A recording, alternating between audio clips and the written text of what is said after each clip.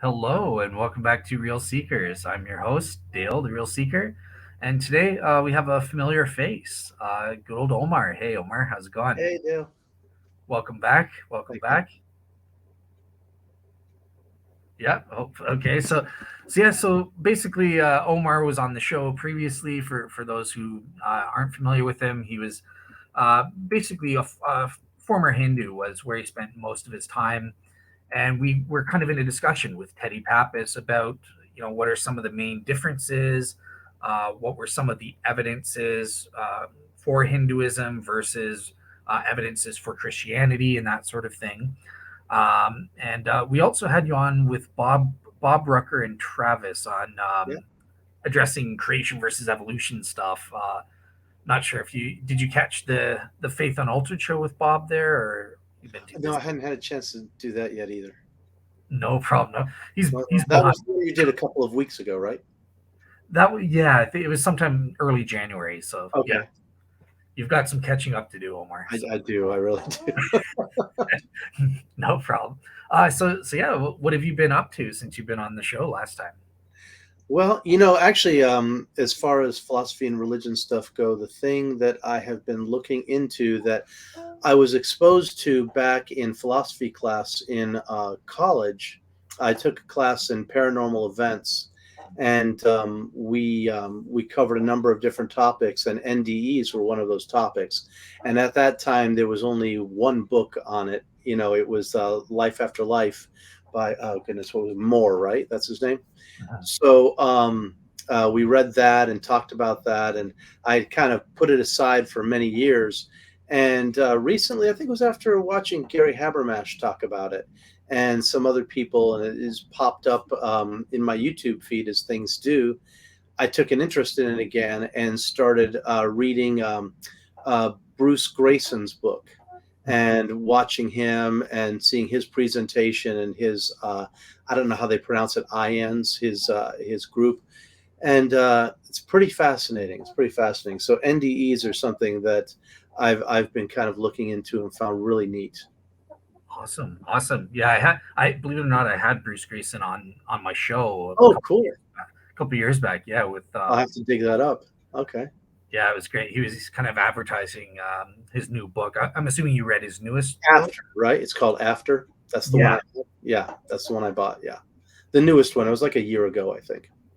gotcha, gotcha. Maybe 2 years, 21. It was from 21. Awesome, awesome. All right, cool. So yeah, obviously Omar's kind of giving the game away. What the plan for today that we want to talk about? We have three topics to kind of discuss and stuff. So the first one I want to start with is substance dualism in general. Hmm. Then we can get into the NDEs and near death experiences. And then lastly, how does this relate to like God's property of being omnipresent? What does that Okay.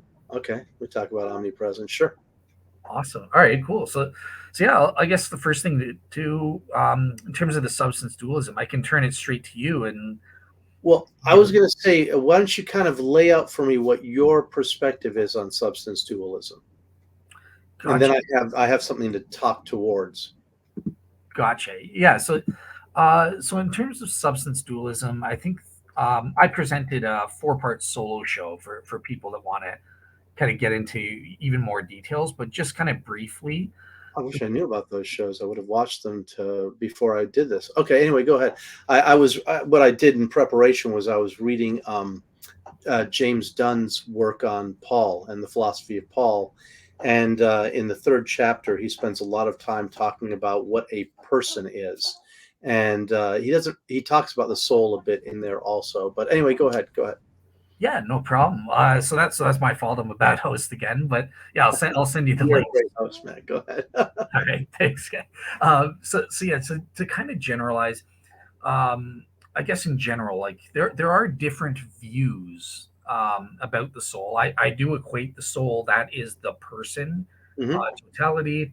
Obviously, the soul comes equipped with certain faculties. So I don't equate the soul and the spirit. I know some Christians would say that the Bible thinks that they're the same. I think that there are some verses that talk about them as different things. So I think the spirit is a faculty of the soul that allows us to relate to and to know about God. Uh, Okay. that's its function. And, obviously the mind is a faculty of the soul. Um, we have a whole host of faculties kind of thing in that soul. Now, how does that relate to the body? So there are different views, and I should have went back and done research myself. But so there's the general like Cartesian view, right? So this is true substance dualism.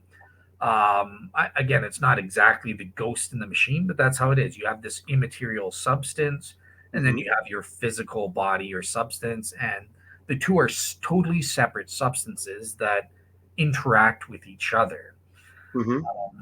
Then there's a different view, and this is the view I think I lean more towards, called the Thomistic or metaphysical Aristotelian view Hmm. of dualism. So this actually kind of sees the body and the soul as the same thing. The body is just a mode of the soul or a manifestation of the soul itself. And this, like I said, goes back to like Thomas Aquinas. It's very popular in intelligent design theory today with information theory. They think the soul is what's providing the blueprints, assembling the DNA, and then consequently the body and stuff like that. Um, So when you're saying that the body is a manifestation of the soul, and I'll let you keep going. I just want a little clarity. Are you saying that ontologically, like Berkeley's theory, that there really is no such thing as matter and everything is a manifestation of spirit? well, I think there is such a thing as physical stuff, right? Okay. But it's a part of the soul itself. It's a mode of the soul, I guess is the way to say it. Um, does that make sense? Or because I'm looking at my soul. Sort of, but I'll come back and ask you about that a little later. But anyway, go ahead and finish what you're saying, so I No. get the bigger picture. Okay. Cool. So yeah. So this is a holistic notion of the soul, right? Hmm. Um, okay. And what else do I have here? I also in my okay, so the soul, how does it relate to the body? I would say that the soul is holomerically present in the body. So that just means, look, it's fully present, spatially located to the body as a whole, right? So it's not like it's oh, there's the soul. Part of my soul is in my head. The other part of my soul It's in is your pineal gland, right? yeah, yeah, exactly. It's not. It is wholly present in all parts of the body, like the entire body is Hmm. part of that soul. So that's what's called holomerically present. Okay, what else did I say? Yeah, I don't. We can get into that. I gave kind of like some arguments in favor of substance dualism that we can get. I can get into Hmm. afterwards, but in terms of what the soul is, what I think the Christian notion of the soul is, I can stop there. And yeah, like, what do you think? Okay, so now just substantively, what is the soul then? I mean, you're telling me that the body is a mode of the soul, and that the soul has faculties, whether it's mind or heart or spirit. But what actually is the soul? It's the soul. It's also, yeah, it's an immaterial substance that of which part of which takes on a physical mode Hmm. while we're alive, and then obviously that can be detached and separated when we die. Um, and then we become re-embodied kind of thing. So does that make sense? Yeah, I get what you're saying. I do.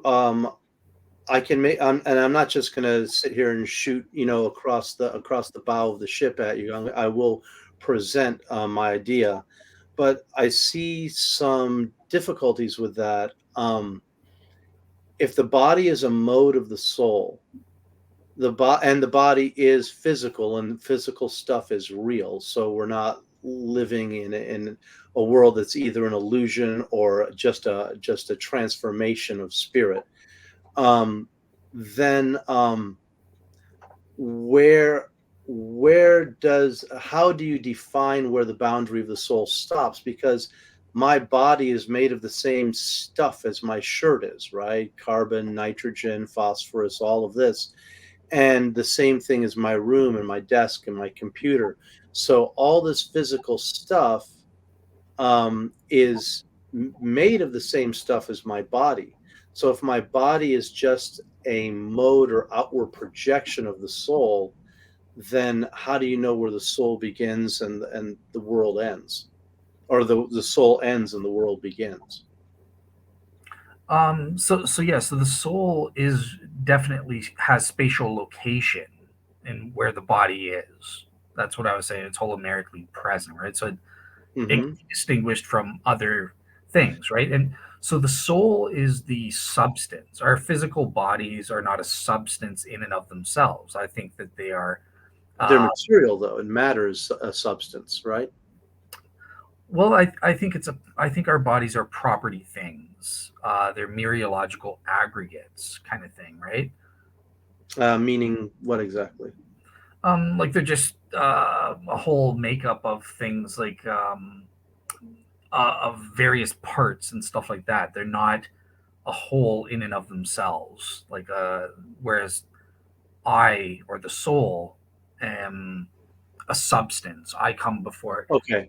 Uh, By substance, you mean a self-limiting, self-defined, unchangeable thing. yeah, Right. if Your body can decompose and become, flowers and grass and trees and birds, and then, gets picked to pieces of which get picked apart by other things and turn into other things. So your body doesn't have, no physical thing has a fixed or given form, right? It's always temporary and it's always changing. But yeah, the soul is unchanging, right? yeah, exactly. The soul. So that's one of the properties. Like yeah, That's what you mean by a substance. You mean a self-limited, unchanging thing. that's part of it. Yeah, like there's a list of five things I'm currently looking for. Like I gave a table in meteorology. There are five things that distinguish a substance from a property thing, and what you just mentioned, that is one of them. Mhm. But I'm just trying to see if I can find Sure. the picture of the table there for you. But yeah, keep going. So that is one of them. Yes, you're Okay. right. But still, I mean, the body still, you break it down, you break it down, you break it down. Eventually, it breaks down into something that's real, right? Into something material, whether it's subatomic particles or just energy eventually. There is something which is physically real and distinct from the body or from the soul. So let me ask it like this: are you saying that the body, being a projection of the soul, is kind of like, and this is just as a metaphor, that the soul is kind of like a magnet sucking a bunch of material towards it and creating a shape around it, and that material has an independent existence from the magnet, so to speak? Or are you saying that it's more an inside out thing, that the soul creates the body and the body is an outward expression or creation of the soul? I think it would be the latter kind of thing. And again, I wish I'd done my research just to refresh my memory of this and how it works Mhm, and stuff. But um, I don't think it's like a magnet. There's mhm. I think that the body is a part of the soul itself. But Well, if we're if alive. we believe in substance dualism and matter and the soul are two separate things, in Sanskrit they would say tattvas. A tattva means truth, and tattva means a thing, because it's a thing is true, it's real. You can pick it up. Um, so they're two different substances which are diametrically opposite and different from each other in one hand, but so then how is one of them directly coming from the other? How do you make that connection? Because you just disagreed with that by saying that they're two separate things, that they're eternally separate in their substantive nature. Okay, so you're asking like how does the connection work? Well, not just how did the connection work, but if ontologically they're two completely separate things.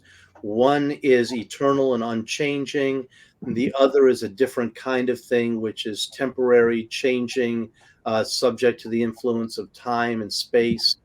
And they're different. You don't want. I don't want to use the word substance because you're saying the matter is not a substance. Mhm. I'm trying to figure out what you think matter is if it's not a substance. But that just for generally speaking, that matter is a substance and the soul is a substance, and they're two completely different types of substances at the most down to the most fundamental level. How can one be arising from within the other? If well, yeah, I mean, if they're two fundamental substances, obviously there would be like a causal relation between the two, in that sense, right? So that would be substance dualism, interactionism. Um, Well, they can interact, but what I'm saying is, how can one be the material cause of the other if they're substantively different? well, I would just deny that you need a material cause. You just need an efficient cause, right? So, yeah. But the body just, you see, then it's just appearing from nowhere, or it's appearing from within the soul. And then how does that account for the fact that my body is made up of the same stuff that this chair is made up of? Okay. Yeah, I see what you're saying. So, yeah, like, so I think that the soul, when it's created ex nihilo, and I guess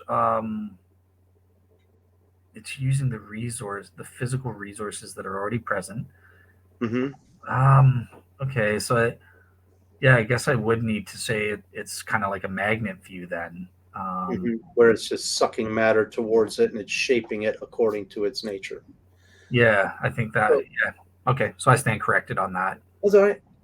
Well, I think that in Hinduism, they spent a lot of time thinking about this exact issue. Um, I think that in the history of Judeo Christianity, and especially in Christianity, Jesus didn't care about ontology and epistemology and the more ethereal, airy stuff. I think that Christianity is about two things: sin and redemption. And it's about the foilability of man and how man can overcome his foilability through surrender. And that's really the heart of it. It's a religion about that. It's a process, not religion, but it's a process about that. And I just don't think it was that important. It's not that Jesus wouldn't know these things, of course, especially if you're saying he's God, he would certainly know everything. And, Paul and the other doctors of the church may have had access to this. And Paul, said in his letters that, there's a lot I could tell you, but you can't even talk to each other and eat together decently. How can I talk to you about headier things? Mhm. So it was really about human salvation. In India, they had the salvation element that was very important to them, but they also spent a lot of time thinking about ontology and epistemology. And I like the model. The soul, as they perceive it, is an atomic, and I'll define what that means, an atomic, individuated unit of consciousness. And consciousness is a thing in itself.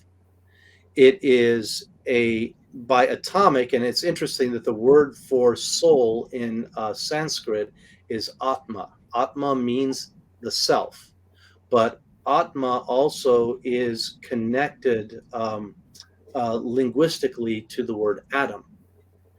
And the soul is a completely individuated unit. It doesn't have parts or pieces. It is self-defined. It has a boundary of its own self. It doesn't itself occupy physical space and time, but it can interact with space and time and become bound by it through attachment to it. And that consciousness is the faculty of two things: self awareness, or simply being conscious of one's own existence, not in a reflective mental way, but just in the essence of like a light that is self illuminating and also illuminates what's outside of it. That consciousness is self aware and aware of external objects or external other things. Um, in the material plane, you have matter, which is physical, which is substantive and changing. It's a substance that's constantly moving, constantly changing, rearranging, and transforming. And the souls are embedded in the material world, and the according to the flavor of consciousness that they develop, they acquire and develop a body, very much like we're saying with the magnet view. They develop and acquire a body that matches their state of consciousness. And and then that body becomes a via medium for consciousness to express itself into the world and to interact with the world. Again, ghost in the machine. Very grossly put, the soul is inside, basically pulling the levers of the machine, and using it as a means to interact with and try to enjoy the world. And enjoying the world separately from God is what we call sin. It's because you're trying to gain your own pleasure, and rather than get pleasure through God. That's essentially the Hindu concept of the soul. And it's a separate thing from the body, although the body does, the type of body that the soul inherits or gains, of course they talk about reincarnation, is directly related to the activities in the previous life and the mental state that those activities create. And then it gets an according body. Gotcha. And I Okay. think that solves a lot of problems, and it makes it kind of clearly delineates the idea. Okay. So I wrote down a couple questions. I Mhm. just want to apologize to Omar and the audience. Obviously, I'm not on my game. I didn't research for this whole. I had planned to bring on JP Moreland to talk to Omar, who's this Oh, is who's his that? you got to look at it. This is his area of expertise, the philosophy of mind. He's one of the most Okay. famous Christian philosophers, and Mhm. he like all of my ideas I came from him. Like I Mhm. researched a lot of his work. So unfortunately that didn't work out. Yeah, Obviously too bad. Too bad. yeah, you would have had a great conversation with him. So Well, maybe just send this video on to him too. I mean, down the road, maybe he'll say, "Hey, look, I got to go tell that guy something," yeah, and oh, we can have another show on it too. You know, always open to that. absolutely. Yeah, if he ever says yes, then I will. You will be the first to know for sure. So Okay, neat. but for now, you're stuck with me, and I haven't done my research. But there's two questions that interested me based on the Hindus' view Hmm. here. So, okay, so the first is this body matching process. Right, Soul locate. What I just wanted to know, like, what is the mechanism of this matching? Like, right. how do they find a body that just happens to fit them? Because Right. Well, it okay, so of course the yeah, I think in anyone's view, the world, the material world, is a kind of mechanism, and it's controlled by God at every level. Ultimately, the will of God, however you want to say that God controls the world, it's happening. And so the soul doesn't go itself, in that platonic sort of way, go and seek it out. But what winds up happening is we're in a giant machinery, of a type that it's just part of the process. Now, I have a buddy, my buddy Tomas, who talks about the oh God, I'm going to butcher what he calls it, and then he's going to watch this and he's going to say, "I can't believe you forgot that." Uh, the the three compartment solution, or I remember exactly his phrasing for it. But there's actually three things, and this is a problem with dualism. Strict dualism is if you have spirit or soul, whatever you want to say, you have a consciousness, and you have matter. How do you make the two work together? They should be doing this, right? They should just going right past each other. How do you get consciousness to actually interact with something that's exactly the opposite of it, which is dull, inert, inherently lifeless, and then you've got something which is the essence and spark of life itself. How do you make these things work together? So there's actually an intermediary layer of matter, which is called subtle matter. You have gross matter, which is physical stuff like my phone, and you have subtle matter. And subtle matter is another layer that covers the soul and stays with it through its entire journey through the world. It's basically the mind, your memories, your emotions, all this subtle. There are layers to this subtle body that covers the soul. So you can imagine a light with a subtle covering, and that covering is also, because it's material, it's changing and it's fluxing, but at a slower rate than the outside world. So as you go on with life, you start developing different opinions, different thoughts. You can almost visualize your mental body changing and developing as you go from being a child to an adult, as you go through different stages in your life. Of course, your thoughts are constantly moving and changing. So you have this subtle body that covers you, and that body, the shape of that body is what is the intermediary between the soul and the physical body. And the nature of that subtle body is what determines, it's kind of like the magnet that determines the shape of the physical body that it's given.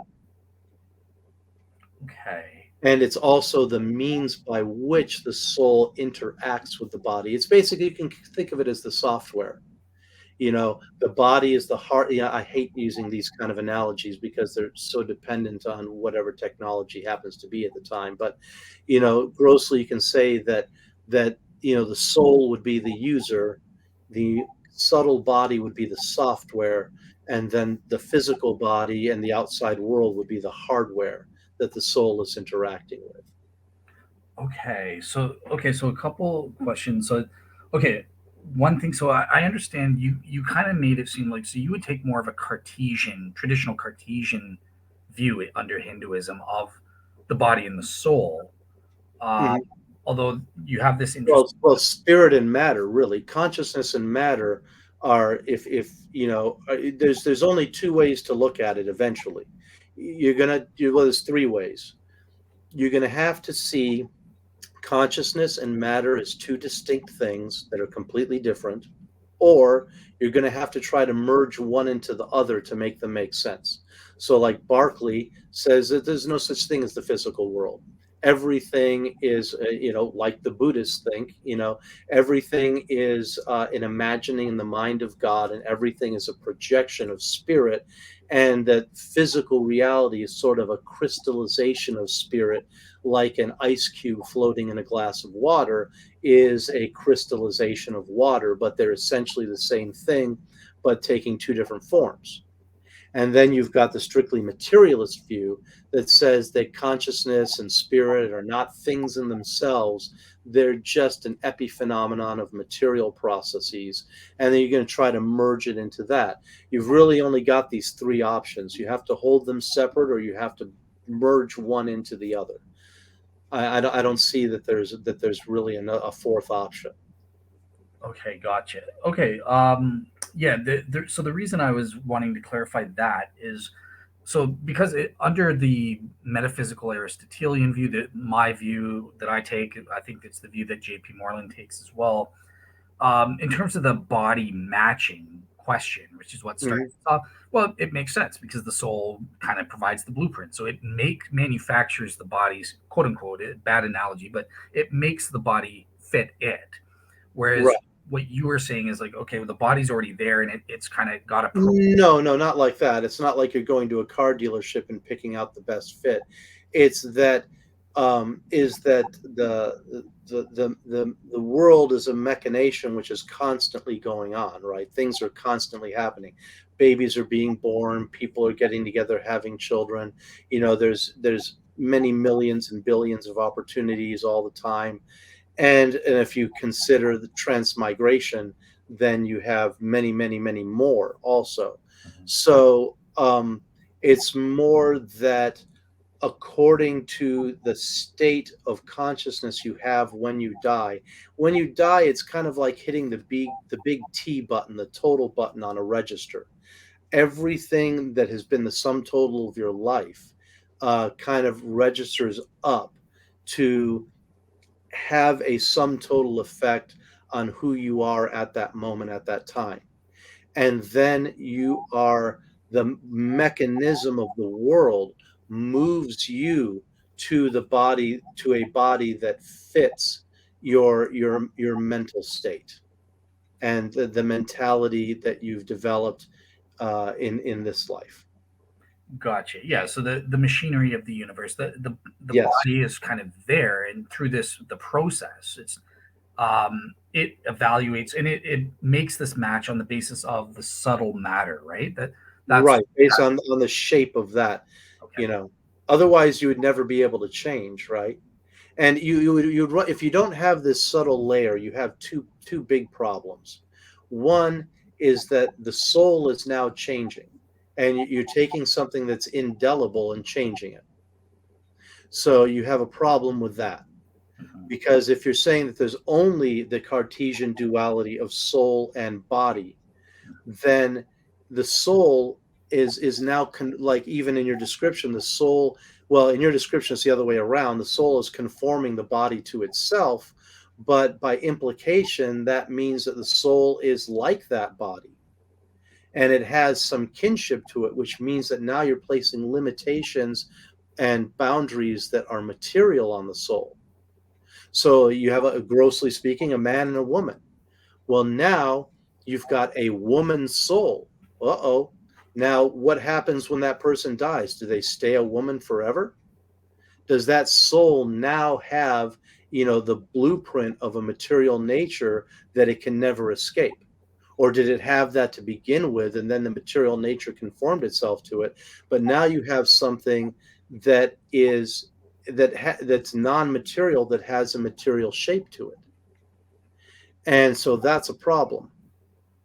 Okay. So Go ahead. that's why you need that subtle layer, because in order for the soul to be unchanging in its essential nature and non-material in its essential nature, then you have to have something in between material nature and the soul as a buffer, because other if you don't, then you've got a soul that has some material shape that it either had before it adopted a material body, or that it acquired while it had a material body and will never lose. So that's fascinating. Then, so I totally understand why the Hindus need this, or your sect of Hindu, right? Because obviously Mhm. there's different. This is pretty boilerplate stuff. Okay, so I understand the need for subtle matter, but from a Christian perspective, we would say you're twisting yourself up in knots for nothing, because we would just bundle everything that you call subtle matter, that is a part of the soul. Yes, and the soul can change, it grows, it develops. We have certain essential properties that those will stay the same, but it also has contingent properties that we grow, right? Like I lose the thoughts, these are a part of my soul. Yes, they change from each day. Even my personality traits, these are things that are ingrained as to who we are, but they're not essential. I can change my. So Well, like, but okay, go ahead. so my question, I guess, to you then, from the Christian perspective is like, look, there's no problem with the soul changing as long as its essential features, its personhood and stuff remains the same. That's the part that stays the same despite any changes or growth. But kind of for me, the elephant in the room with that is that we haven't actually said what the soul is. I mean, you're not defining what the soul actually is. You're talking about properties associated with it and things that it does, but you're not telling me what it actually is. So I don't think that we can make an assertion about it one way or the other until we actually know what it is, until we say it is this. You've told me what it's not, you've told me what it does, you've told me properties that it has extrinsic to itself, but you're not telling me what it actually is. I think it is fundamentally it is the person, the I, that's the essential part, and as part of being the I, it instantiates certain properties that are contingent, Mhm. kind of thing, So right? is that I consciousness? Well, that was going to be my second question for you because I don't think it makes sense to separate the I and the consciousness. Like, Right, I agree. oh, okay, all right, cool. What? 100%. Consciousness is the sense of self. Aham, I am. Okay, That's the core nature of consciousness, is that you are the I, and you also are the I that sees. So consciousness is sees itself or knows itself, and it also but has the faculty to know other things. yeah, I think again, I'm just a little bit iffy, right? So speaking about me, I'm a he, not an it, right? So I am my consciousness fundamentally, this person kind of thing, right? All the properties that make me an I, make me a person, those are essential to me. And plus I instantiate certain contingent properties, and those are free to change throughout my life. Well, okay, let's look at it this way. Let's kind of back it up. We'll use the example of, I think it was Johnny Gets His Gun. Okay. Okay. So you're you, and you go out to battle, and you're the Black Knight, and you get one leg cut off, and you say, "Oh, but I'm the Black Knight," and so then they cut off your other leg, and you say, "Oh, I'm still the Black Knight. I'll bite your ankles," and so they cut off your arm, and then they cut off the other arm. Uh, Okay, and then layer by layer, we remove your body, and there's still an eye there, right? mhm. And then that eye, okay, well, now can we parse it down even further? If I am looking at my cell phone, and I'm seeing my cell phone, and I'm looking at it, okay, and I can close my eyes and I can still see the cell phone in my mind's eye, okay, that also is an object of consciousness. This is an object of consciousness, but so is the picture of it that I have in my mind. That picture is not part of me. I can remove that image or that memory or that engram Yep. just as easily as you can remove my leg.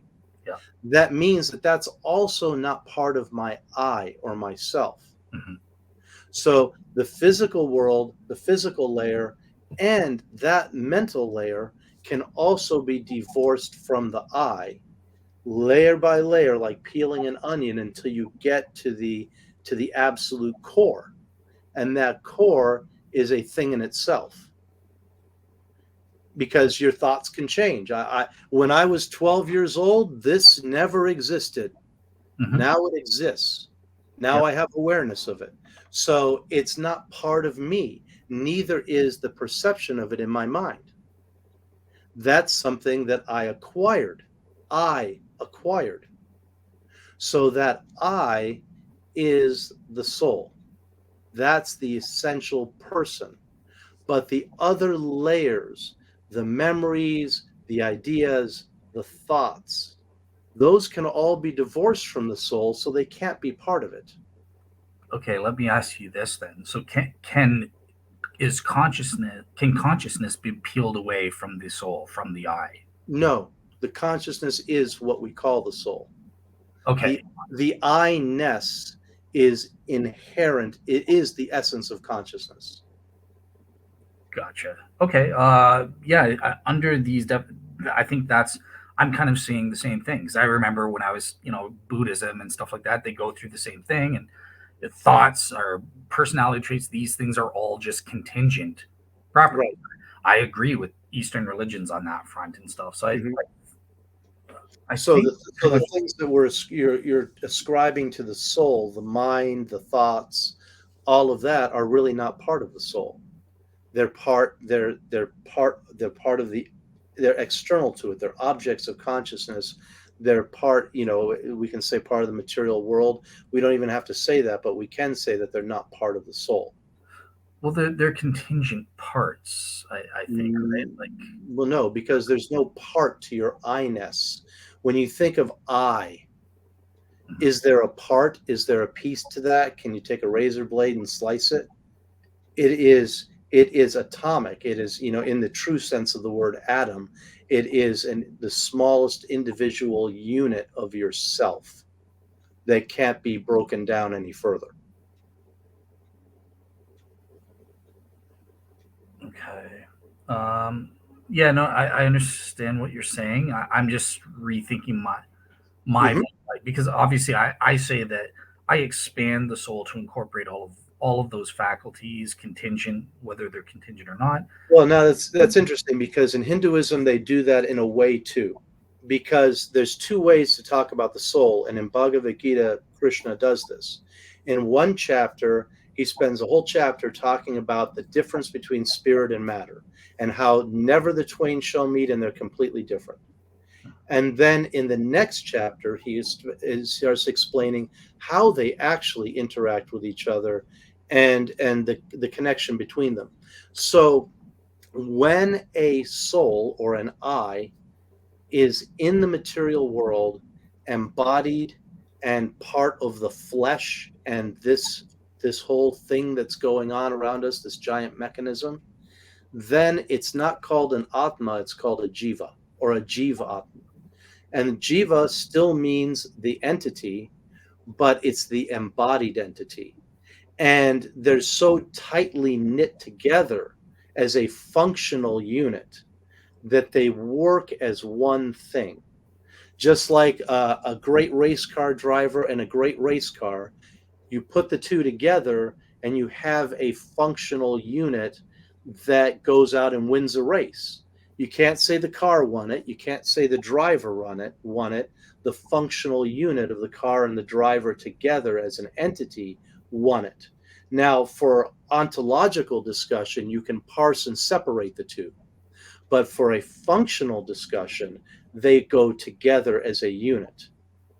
So I kind of think that's the direction you're coming from, is that the soul has a functional unit in the body and the mind and the heart and the spirit, the breath that's in the body.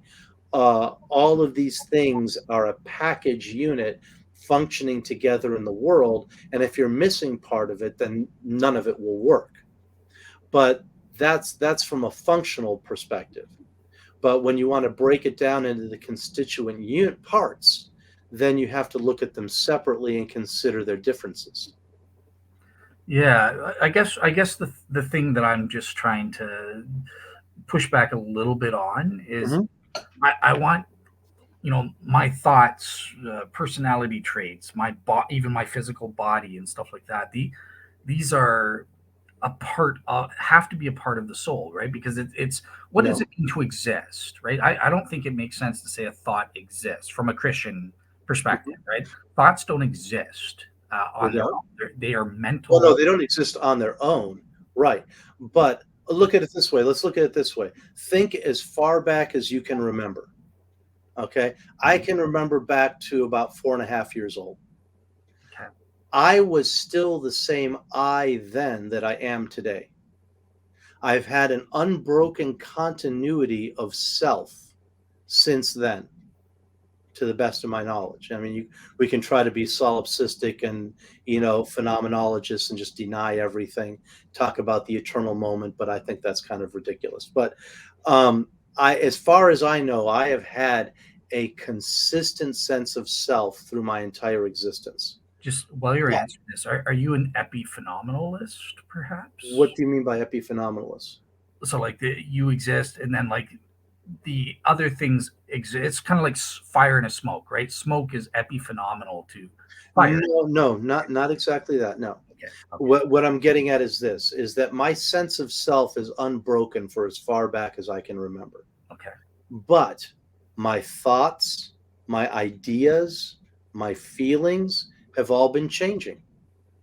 Yeah. They're all things that are attached to me, but I certainly don't think the same way I did when I was a child, to paraphrase the man. You don't? Okay. Geez, I I didn't don't grow up. think the same way. I don't have the same, I don't have the same ideas about things.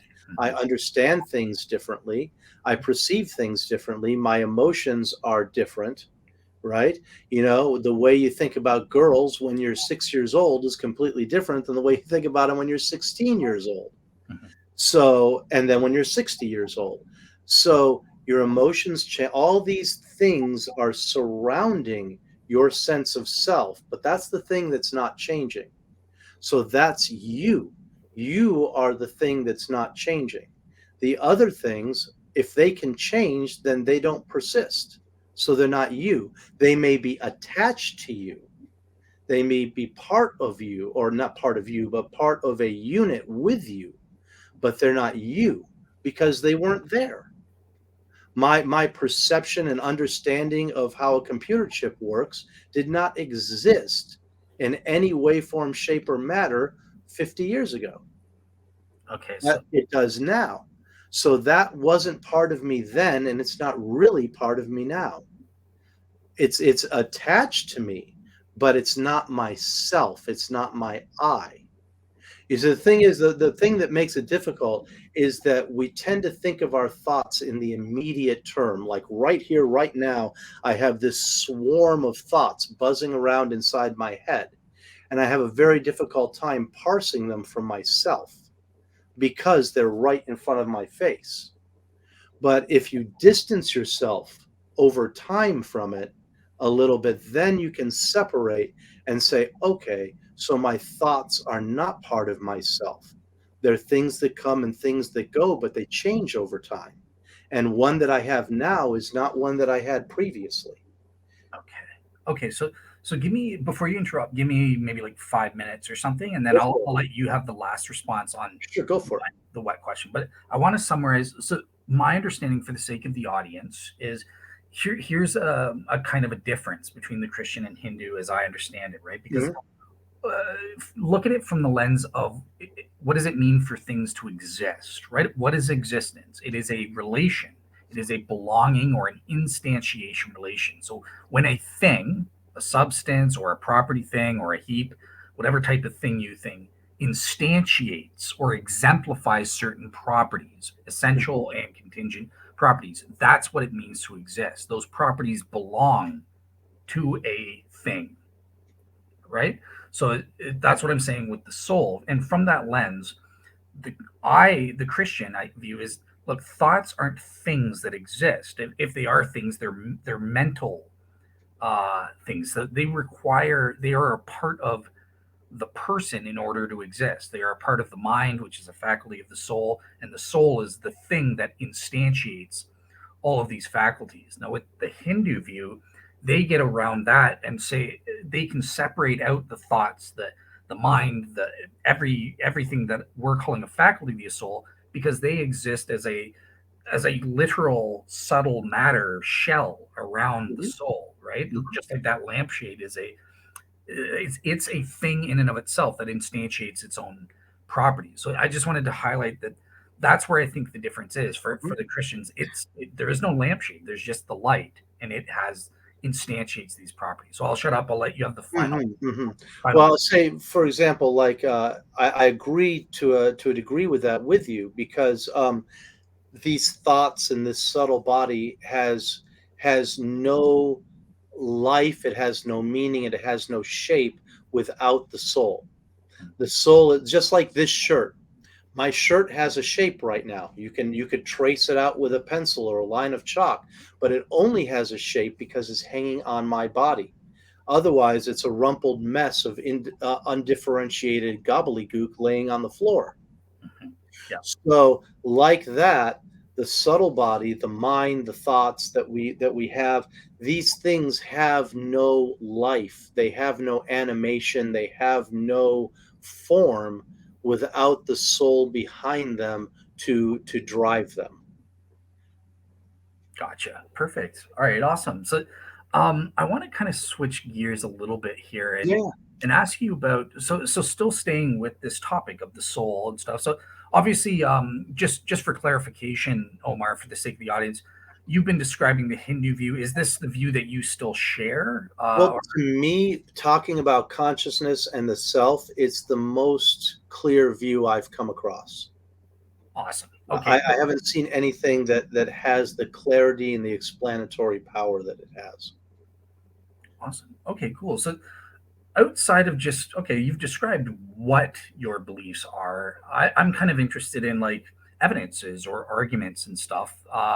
Hmm. What are your reasons for thinking that this is actually true? If you're talking to like an atheist or a physicalist or someone who disagrees, like why do you believe this Well, it is depends. It depends whether you're talking to a person like yourself who's also a spiritualist who believes that has a disagreement on the details, but actually believes that there is a real self, independent from the world, and then someone who is just a complete materialist. If you're talking to a complete materialist, um, the way to approach is that what you're asking? Like if I yeah. were talking to someone who's a total materialist? So look, um, it's really interesting is that consciousness is the thing that's absolutely closest to us, and it's the most difficult thing for us to explain. And it's a real paradox. And my friend Tomas said that too. I'll give him credit. Um, that Look, this is the example I've been using for over 30 years. Tell me what the color blue is. How do you see blue? Okay, so you have a certain wavelength of light, you have photons that are vibrating at a certain frequency. They enter through the pupil of your eye, hit your retina. That energy, that photonic energy, is now transformed into electrochemical energy, and a signal that no longer has anything to do with that vibratory pattern, okay, is now just electrochemical signals going along a neuronal pathway to your brain, stimulating lots of neurons to release neurochemical transmitters and stimulating more electrochemical activity inside the brain. Okay, where's blue? When I look up at the sky, that blue, when we're little kids and you're in the 8th grade and they're showing you a science textbook, they'll show you a picture of a tree and then they'll show it to you inside your head too. But they don't tell you how it gets there, right? It's a sleight of hand, it's a shell game. We have no way neurophysiologically to explain qualia, or the qualitative experience of consciousness. Yeah. You have no way to tell me how I can see the color blue when I look at the sky, but when I hear Mozart, okay, the same qualitative neuronal pathways are generating something completely different, which is music. Mhm. How do you do that? How do you have the same brain matter, just because of different types of organization, produce something that is qualitatively completely different from it? I And they can never answer it. It's impossible. And at some point, someone's going to have to say it's just different. And consciousness is not physical. I agree. And Oh, yeah, and that's how I approach it. And I say, okay, well, you prove to me that it's the same thing if you want to assert that. I'm saying it's not, and I can back up my assertion with logic. So you assert to me how qualitative experience can arise from neurochemical processes. so I just find this hilarious because You, one of my Christian friends, Marvin Wallace, who's been on the show a couple times before, he was using the color blue to prove Oh, this exact point. So great minds think alike, yeah, apparently. it's a good color.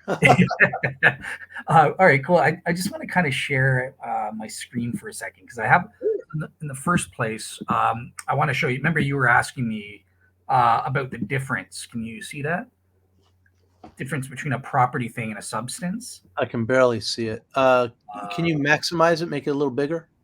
where's Because it's pixelating on my screen. I don't have the resolution to see it well enough. Yeah, where's just double click the title bar and make it fill the screen. that just makes it That small. didn't do it. Dang it. There's usually a plus Yeah, over on the right, it's behind your unaltered, I think, maybe. behind my unaltered. Yeah, oh, well, I see a logo up here that says unaltered, Oh, okay. and Here, it might let me be try. hiding behind that somewhere. Let me try this. Is that better? Yeah, that's better. Okay.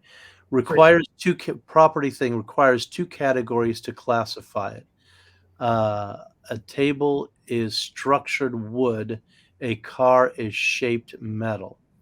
Okay, requires two categories. So car and metal, table and wood. That's a property thing.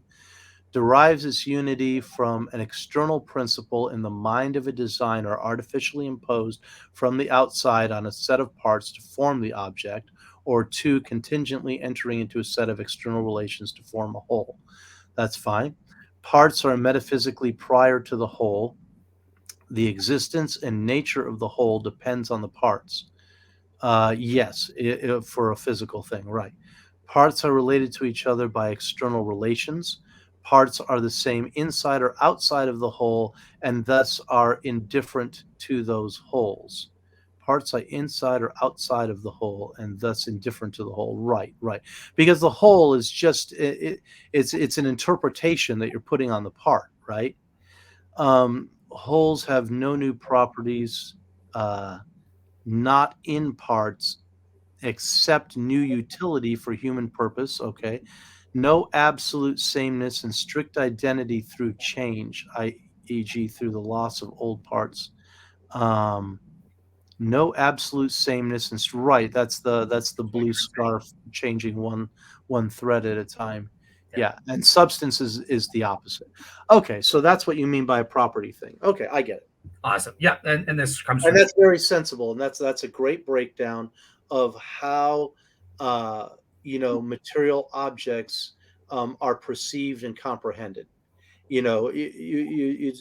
Like Legos, right?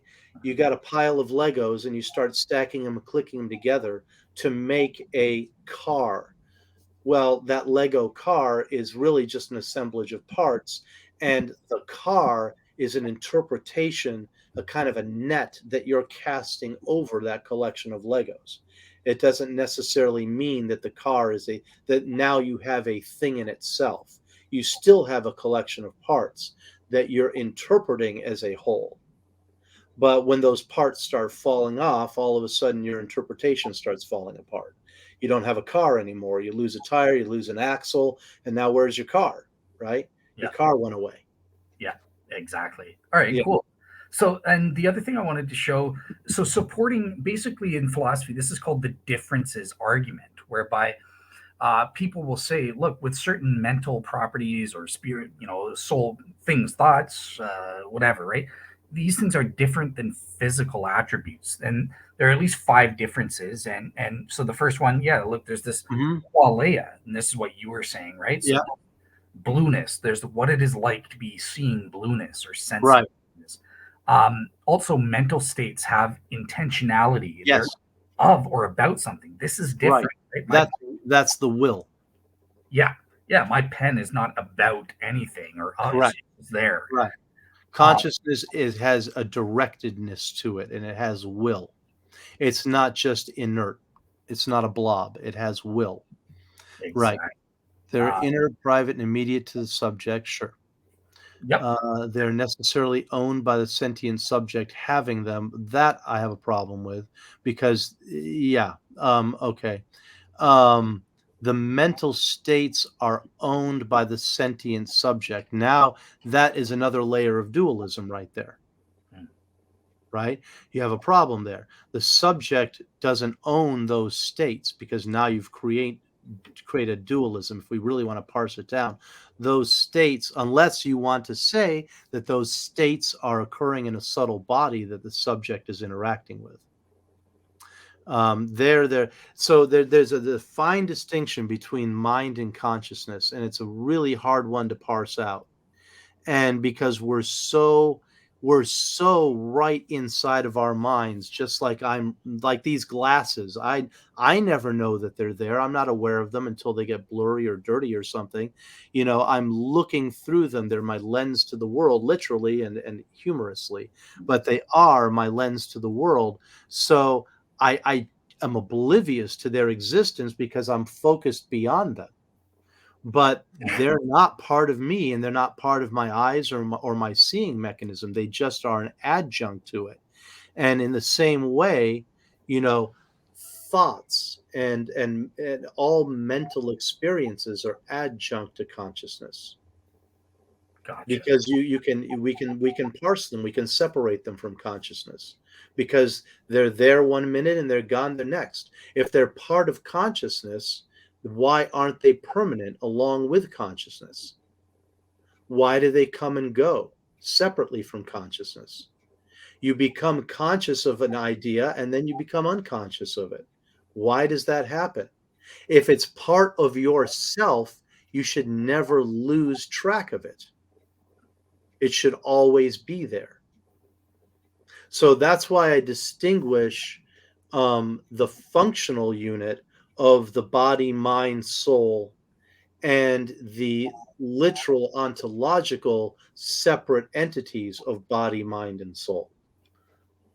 Gotcha. They fail to exhibit crucial physical features such as spatial extension or being composed of dividable parts, right? Yeah. Like a neuron. Yeah, no, these are good arguments. Awesome. Awesome. All right, cool. So yeah, I just wanted to share that. Stop sharing. So okay.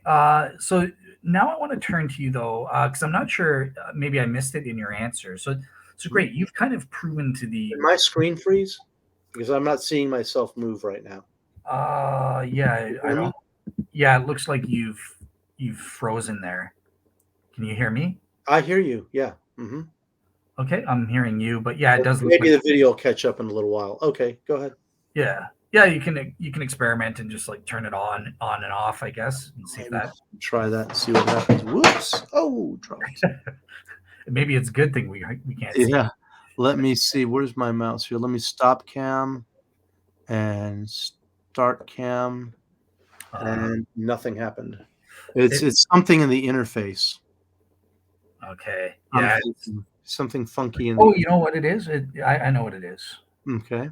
Um, I mean, it doesn't matter. We can just keep talking anyhow. yeah, exactly. Audio.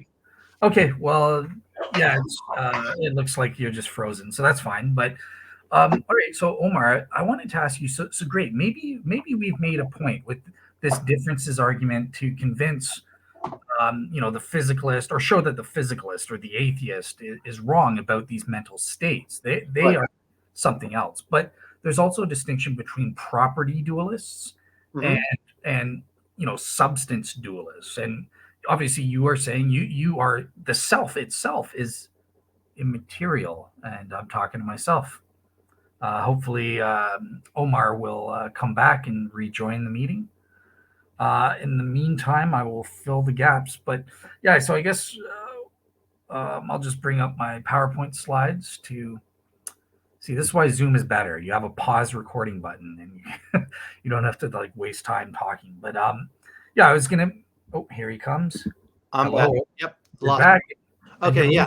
And now we have. Yeah. So there was some kind of weird lag in the system, and it caught up and crashed, and now we're back. Okay. awesome. All So right, so I I don't wanted. see why property dualism and substance dualism can't work together. That you have a substance, which is matter, because the problem property dualism is explaining the relationships between parts and wholes, is basically what it's doing, Okay. from what I saw in that example. But it's not telling me a part of what are those parts. They have to be something. So they seem to be two different discussions about the same thing. One is talking about the ontological, substantive nature of a thing, and then the other is talking about the relationship of the parts of that thing to a whole and how that's different from another substance. I Yeah. really don't see why they both explanations can't coexist. Well, yeah, like what they're saying is that like if these things arise, remember the fire and the smoke, these things arise, they're non-physical, but you, the subject, your soul, quote unquote, that's just your brain, your physical brain. So I was just kind of gonna ask you, like, are there arguments to say that this conscious subject itself, not talking about the thoughts or anything like that, Mhm. that's not physical? I was wondering if you had arguments for that. Well, yeah, it doesn't change and everything physical changes. Okay. I mean, I have never seen a thing that didn't change except for myself. And everyone else has, of course, their own self. But I've never seen or observed anything that wasn't changing or in flux, except for my sense of self. So they have to be different. Gotcha. All right, cool. What I have a couple arguments that I raised in my solo show on substance dualism part Hmm. 3. Well, And we could segue into NDEs too, but anyway, go ahead. Go ahead. yep, well that's where I'm going. You're getting ahead of Oh, me. beautiful. Uh, Okay. all right, cool. So one the first argument I wanted to get your take on. So it's actually two arguments, but they're kind of related. So the first is called by Eric LaRock, who's a famous philosopher in the philosophy of mind and Hmm. consciousness. And he argues for the unity of consciousness, right? So, Hmm. look, when I'm seeing, I come into the room and I Hmm. see a bunch of color sensations, blue, white, all these. I have a smell sensation. Maybe the room has a smell. I'm Hmm. I'm hearing things, right? I'm also simultaneously thinking about stuff. So Hmm. his argument in a nutshell is like, look, we shouldn't have this unified field of consciousness if we are true, if the conscious subject is just the brain. Our experiences should be more atomistic in nature, disjointed, separate things instead of this unified field. uh, Well, that might have worked in the 17th century, but I think that they have neurobiological stuff that could refute that now. There is here's the problem is that we have to find a wedge where we can drive in a wedge and separate the causal. So, okay, neurologist goes in, opens up someone's head, stimulates a neuron, and the person's leg jumps like on a Far Side cartoon. Okay, and there is what appears to be a incredibly strict correlation between cause and effect. And if you when you get 100% correlation, then correlation suddenly becomes cause, right? So you assume cause when you can't find anything that doesn't match up. When every single time, every single process has a neural correlation, they say, hey, look, these correlate 100% of the time. And therefore, we can safely conclude that it's a causal relationship between the brain and consciousness. So what we have to do is go in and push a wedge in there and say, well, maybe 95% of the time or 98% of the time there's a correlation, but here, there's not a correlation.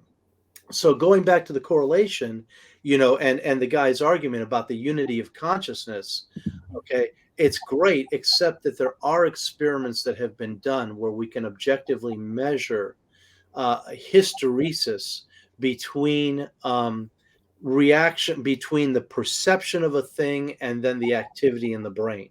And one thing Sam Harris tries to talk about this in his free will arguments, which I don't agree with at all because he presents a skewed case.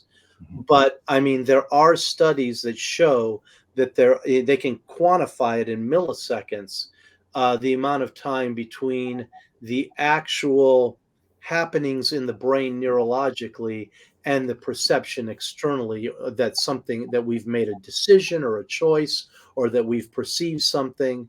So there is a window in there of lag where the brain could function fast enough to build, to have a complete uh, a set of experiences, tie them all together into a pretty picture, and then we become aware of it shortly after the fact.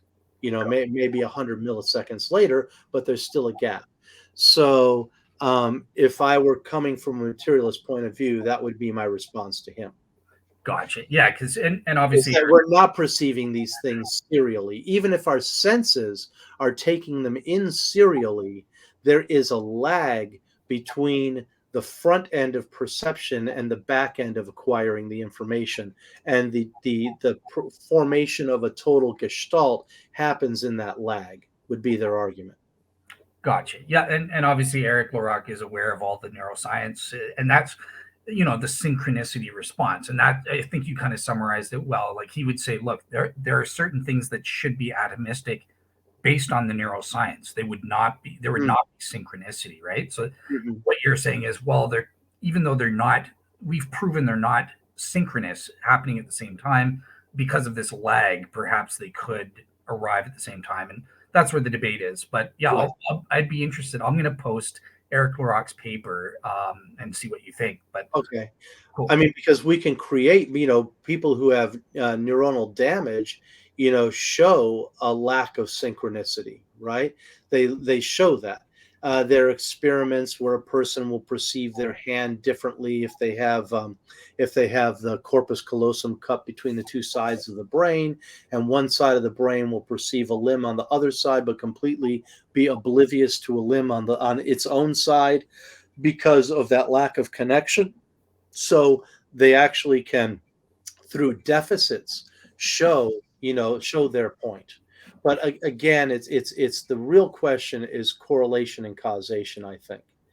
Not the integrity of an overall experience is definitely something that we have, but that's a little, to me, that's a little fuzzy. That's at the that it's a little vague, it's a little fuzzy. It's a general sensibility about something, but we're trying to break things down, atomistically to the neuronal level, and to me that kind of falls apart. But I would like to see his argument. It's not that I don't agree with it, but for an argument you have to have a certain kind of rigor. And if he can bring something rigorous to it, I'd like to see that. Absolutely. Yep. I've posted it on previous blogs, and I will post it on the blog for this show, so you guys Okay, can. cool. Cool. All right, cool. And so just a second of three arguments here. So this one is kind of the same, but you actually hinted to this, right? So Okay. it's kind of similar to the unity of consciousness, but it's more about the endurance of consciousness over time. And Yes. you mentioned that. So do you because to raise a skeptical objection, I raised this to an atheist on Hmm. skeptical seekers, and his response is no, the endurance of self. This is easily explainable by the badly reproducing memory engrams, right? So all you at 4 years old, that's just a bad memory engram. You are not the same person. You're Right, literally right, right, right. And yeah, and the philosophical equivalent of that is the eternal now, right? Mhm. There's no past, there's no future, there's only now, and your self at 4 years old is just a part of the gestalt of your awareness at this exact moment. It's just a puzzle piece in your picture and idea of yourself right now, which just changed again, which just changed again, which just changed again. Yeah.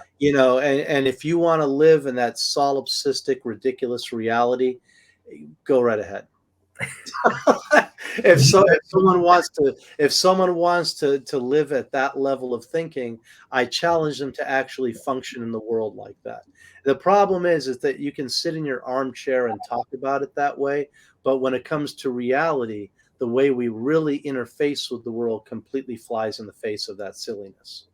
Gotcha. Because that means that every time an elevator door opens, I have to question whether I just have an engram of elevators not collapsing to the bottom of the shaft, and this one really will or not. And I can just stand there and be paralyzed for the rest of my philosophical life.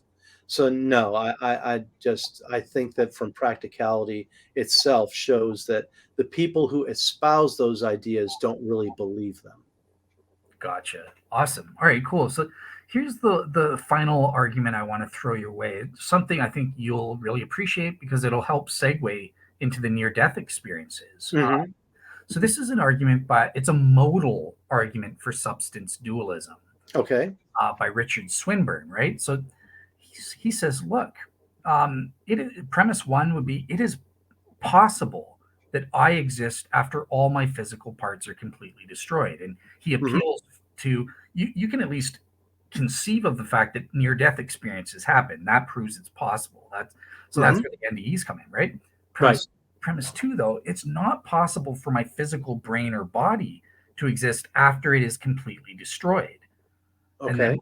premise three is just the logical law of identity. In order to be sameness and be identical, everything that is either true or possibly true of A is likewise true of B if they're identical. So obviously, if it's possible, as per premise one, for you to exist in an NDE, for you to have an near-death experience or something, Hmm. even after your body's completely destroyed, you can conceive I'm floating up there and they've totally burned my corpse. It's ashes, it's dust to dust type thing. But it's not possible for my physical body to remain the same or parts to be. Then obviously I am not my physical Well, body. I would really like to believe that argument. I mean, I agree with the conclusion of the argument, but the weakness of the argument is that premise one could just be an abstraction. I mean, numbers are abstract too. Does that mean that, that a number that I imagine is, the number three is being an eternal number as something that has no beginning and no end, and threeness is eternal, that it's also an eternal existent thing that's separate from me? Well, So what I'm saying is it's the idea that I can imagine myself existing beyond my body. Well, that's exactly what you're doing. You're imagining it, right? It's a mental construction. It's an abstraction that doesn't make it true. I can imagine a horse with wings and four horns on its head. That doesn't make it real. but it does make it possible. The premise doesn't depend for Yeah, it makes it possible.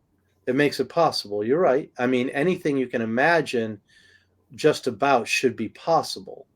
That doesn't mean that it is. How do you bridge the gap between that and making it so? well, that's because he has the three premises, right? So Okay. number one, it's just you would agree with premise one that it's logically possible. That's all he says, that Hmm. you could exist after your physical body is completely destroyed. That's possible, right? That you would agree with that. But well, I agree with it, but you have to say who is the you that's existing. Well, I mean, if you're a materialist, you're identifying yourself with your body. So if your body is destroyed, then you don't keep existing. yeah, but it's saying you can conceive of a near death, you going through a near death experience, even if you're an atheist. This is Right. conceivable, right? Right. Okay, It's cool. conceivable. Okay. And premise two is just it's a tautology. It's self-evident that look, it's if your body cannot survive or continue being the same after it is completely destroyed. Right. Okay, cool. Now premise three is just the logical law of identity, right? So in order for A to equal B, for me to be my body, everything true and possibly true of myself has to also be true of my physical body. Otherwise, they're not identical. Hmm. Would you agree with that premise? Well, there's a little bit of if we're and I'm playing the devil's advocate here. I'm playing the materialist because that's what someone who is a materialist is going to attack it the same way. So I would say that that concept of yourself in the first premise is an idea that you've constructed. It's not actually a self. And so to then go to premise 3 and say that because that idea does not have absolute unity or consistency with my body, therefore they're not the same thing. That that kind of falls apart because there are a lot of things that could be abstracted in your mind that are not your body and that don't have a totality with it that you could imagine existing separately from you. You know, I could have the idea. Let's say I have the idea for a novel, and I have an idea for a novel, and I have characters, and I have a plot, and I have a story, and that's all in my head. And that idea can exist after I die, can't it? No. Sure, it can, right? That idea could exist. I can imagine that idea persisting beyond my death, right? I mean, ideas are passed from generation to generation. I could tell you the idea, then you would have it. So that idea could exist beyond my life. Therefore, that idea and me are two different things. Yeah, I would say so, kind of thing. But because ideas don't exist without people, without minds, kind of thing. But I understand. Okay, that's where you would go, and I've heard. Yeah, I say it's a shaky argument. It kind of reminds me of Descartes' argument for the existence of God that, you know, I can imagine anything that exists, therefore anything that can be imagined does exist, and therefore God exists. Isn't his argument something like that? It's been 40 years since I've heard it, you know, so I don't remember exactly. But it's a really shaky, shifty ground kind of argument that just doesn't feel substantial. I don't feel like I'm standing on bedrock with that argument. Fair enough. Yeah, I humbly disagree, kind of thing. I do think that Oh, it's, fair enough, fair enough, fair enough. but I will say this: there are other objections, right? With premise 3, for example, this Hmm. assumes trans world identity, whereas someone, that I am the same in every logically possible world. That's me. Well, that's a good argument too. Yeah. Yeah. I had a skeptic named Travis raise that, and Mhm. obviously, you could object. I thought you were going this way. Some people would object to premise 1. Look, my imaginability or conceivability doesn't equal logical possibility, ontologically speaking. Maybe I can Right. imagine something that's not.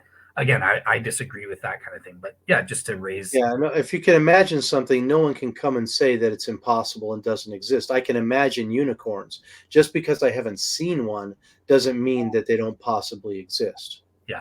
Yep, I fully agree with you. Awesome. Right. Very cool. So let's move on to near death experiences. This was Yeah. something. Yeah. Those are fun. Yeah, Those, I'll turn it to you. Like, you can give your opening. Like, what have you you learned? know, You, well, I've it's a really interesting phenomenon. I don't think that it's a giant hoax. I don't think that thousands of people from around the world have all conspired to tell very similar stories about things that have happened to them when they've come close to dying. I think there are people, certain people who lie and fake and have been proven to in order because they want book sales or they want to go on Oprah Winfrey or whatever it is. And so there have been people who've jumped on the bandwagon as cheaters to go out there and lie and make up stuff, but that doesn't negate the thousands of people who've had these experiences.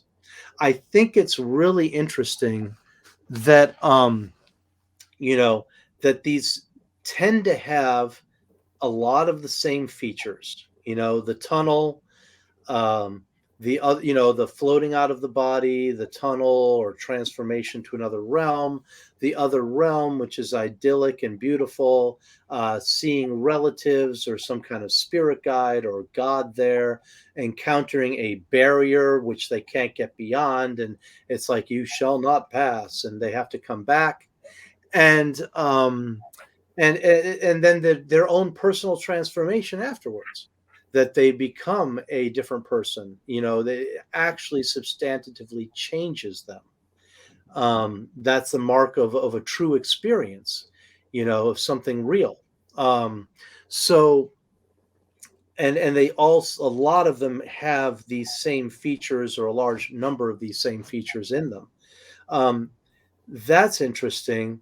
What, of course, is also interesting is that, as far as I can tell, and I haven't finished Grayson's book yet, so, and I've seen him talk about it, but I don't have all the facts in my head that he said. It seems that these features are often predicated by their own personal cultural experiences. That's yeah. I was just about that. That's what I was looking for. So Right, and that is interesting. Now, how do you justify that? You can say, "Oh, well, they just made it up because that was in imagination." Well, no, the person's heart was stopped. There was no blood going to their brain. You have a hard time imagining things if there's no blood circulating in your brain. mhm. So tell me how that works. Oh, well, they made it up after they were resuscitated in a flash. It all just formulated itself, and they made it up, to explain, to themselves that they were gone. It's like, okay, well, why did they all come up with pretty much the same explanation or a very similar one? And even if they don't know each other and have heard other ones, and how do they know things that happened while they were dead? Or how do they know things that happened across the country in another place that they had no way of knowing about? So, something is really happening. Something, they're having some experience outside their body. It definitely underlines that there is a soul, that there is a psyche that is leaving the body and going somewhere else somehow. Um, but the problem is then why they all look like their own cultural experience. And perhaps when you've gone and had this experience, well, I would say that they're carrying the mind with them, and that's acting as a filter and a lens even while they're having the experience, Mhm. or that they come back to it, and whatever happened there, they have some kind of archetypal things happening to them that they can only then come back and piece together through the structures that they have in place in their mind. And so they may be experiencing A, but they have to describe it as A prime, or A sub 2 or something. They have to find the nearest equivalent that they can comprehend to explain it. Yeah. Awesome. All right, cool. Yeah. So you that was the first question I was going to ask you, but you've already answered it, and I think I fully agree with you about this is what NDE experts are saying. It's the interpretation that's culturally bound or Right. influenced and stuff. It's not the experience itself. Because people should have randomly different experiences. It shouldn't even have any overlap. Right? If Yeah. it truly was an imagination, they should not be having the same kinds of structure to them. Yeah, I think expectation was the very in the 1930s. This was the first skeptical response, and it was just disproven because in a lot of cases, these experiences they have contradict their own prior beliefs or culture. That happens too. That Yeah, happens too. You get the atheists who go and they suddenly see God, and it's like, "Oh, wow." AJ Ayer, right? He's most famous. Which one was Atheist. he? Is he the art professor No, that he's that died in Paris? Okay, no, that's another guy. Freddie Ayer. He's one of the most famous atheist Oh, philosophers. oh, yes, yes, I read his book. Yes, him. I remember watching him argue with, God, who was he arguing with? Was it Gary Habermas? No, Oh, he was arguing with someone. you're thinking Anthony Flew. Oh, yes, Anthony Flew. You're right. Yeah, You're right. And then he changed his mind later. So who was Air?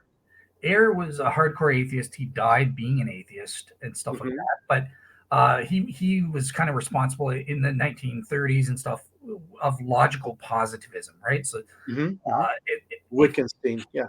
yeah, if you can't even prove things empirically, they're meaningless. They're not just false; they're meaningless and stuff, right? Mhm, mhm. But he had his own NDE where he encountered God as what he called God as a red light. Uh, Uh-huh. and again, he died an atheist. He still didn't believe it was God, but he said he felt judged, that he was being judged for Mm, his life review kind of thing, right? mhm, mhm. And because of this experience, he changed his mind to believing in an afterlife, at No, least. well, that's something anyway, whatever. Yeah. Okay. So yeah, that definitely contradicted what he wanted to hear, right? So okay, Mhm. well, one thing, obviously, you have an expertise in Hinduism, and I was looking at one of my old books, and looking at the relationship of NDEs to the world's religion, and in particular Mhm. Hinduism. So, like, I don't want to put you on the spot, but do you know what does Hinduism as a religion think of NDEs? Are there any examples of?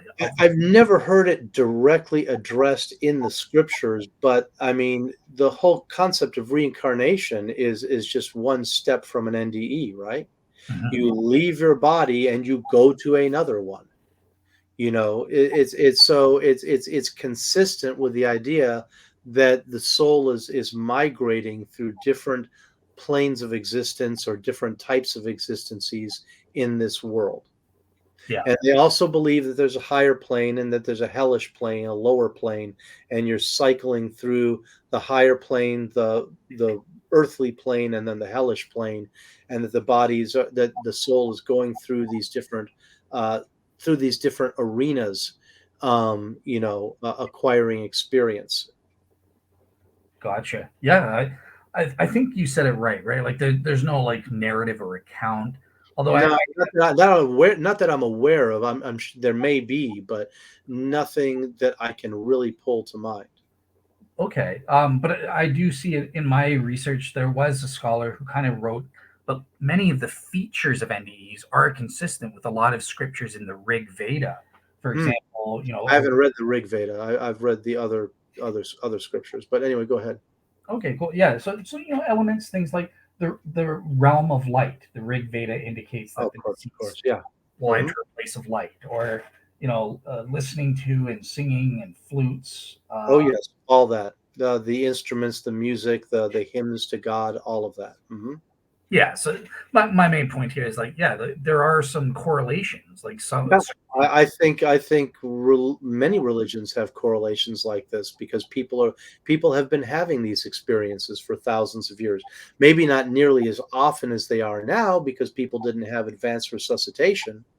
But there were examples of people, whether they were going into a mystical trance, like for example Paul relates, traveling up to, like, what is it, the third level of heaven or something, and having an experience and then coming back, and that could almost be construed as an NDE, right?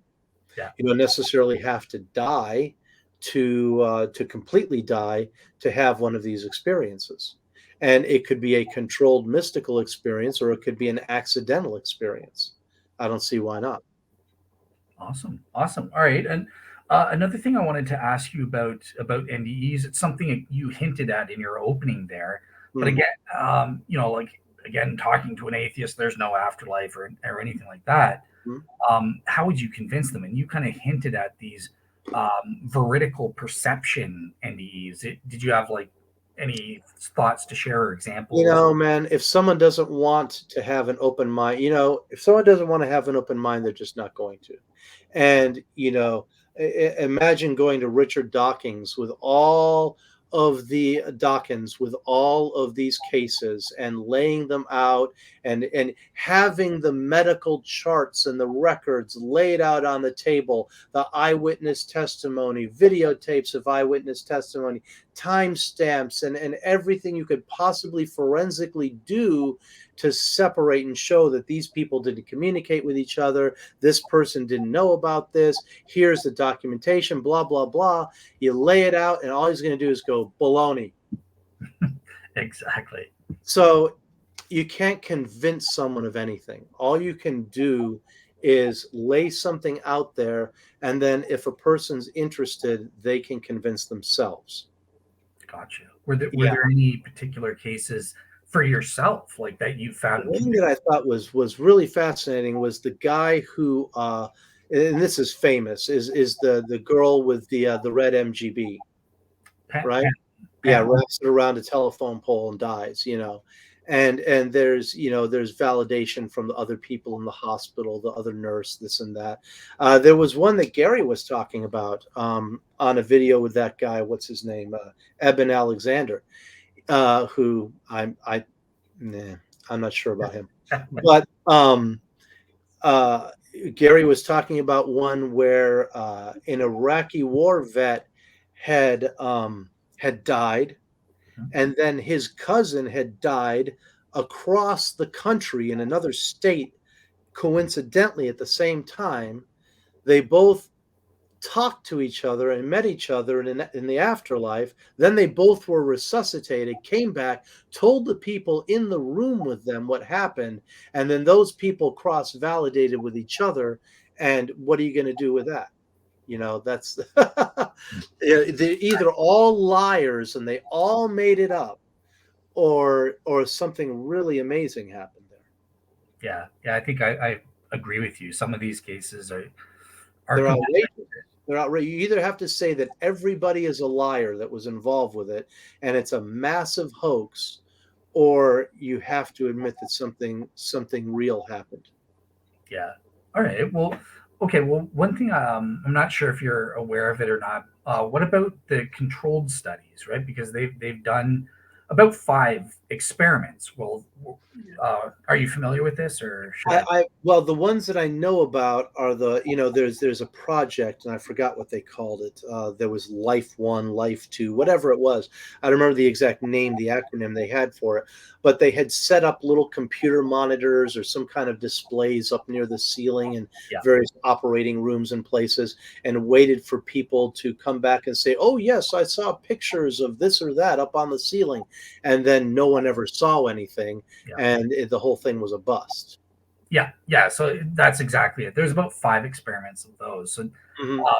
obviously, when I had Dr. Bruce Grayson on, I asked him about that because he was involved with these. What I think is great is that he admitted it was a bust. Yeah. I mean, Uh, that tells you that the guy is authentically doing what he's doing. He wouldn't sit there and say that my experiment blew up in my face if he wasn't an honest person with integrity. Exactly. And in terms of I asked him, like, does this falsify the NDE's? No, it just falsifies your test.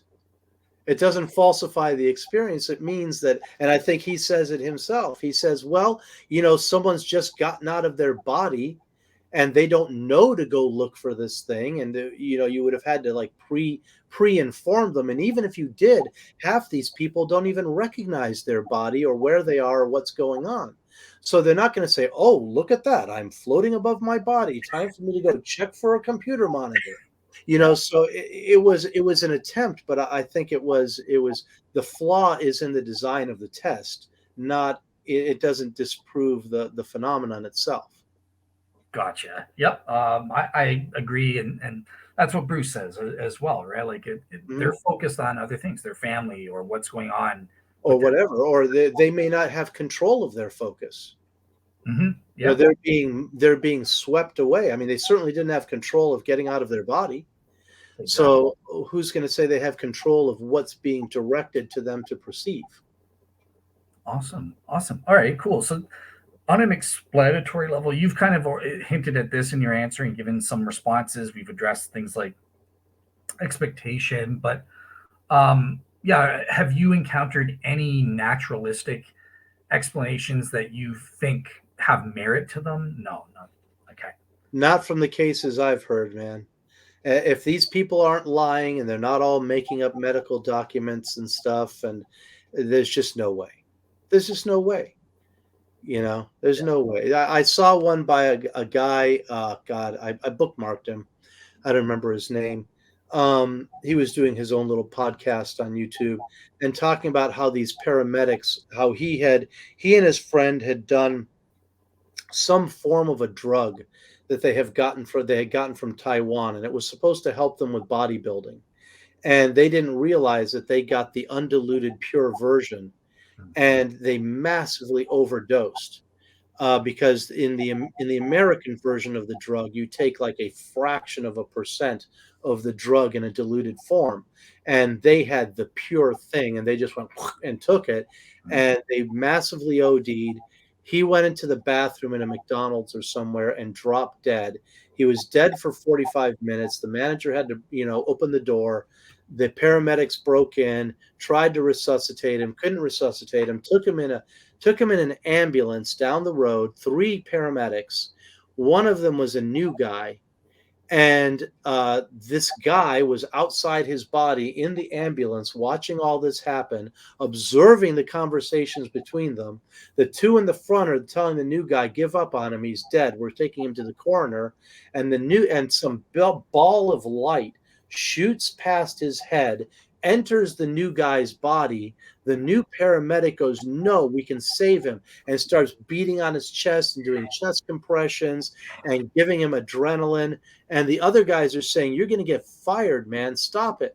And the guy knew all of this when he woke up, and he woke up, relayed the whole thing to them.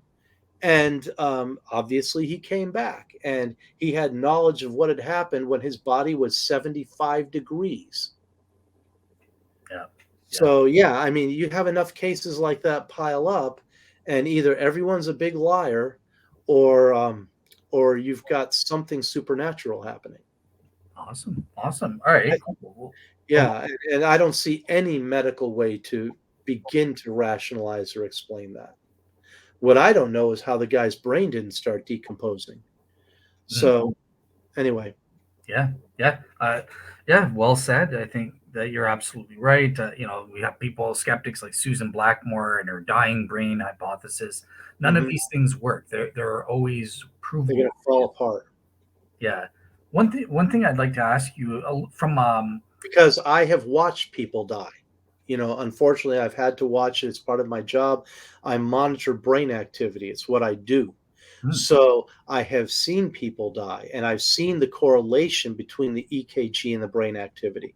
The EKG starts to drop out, the brain starts dropping out before the heart stops. Before the heart stops, your brain is pretty much already done.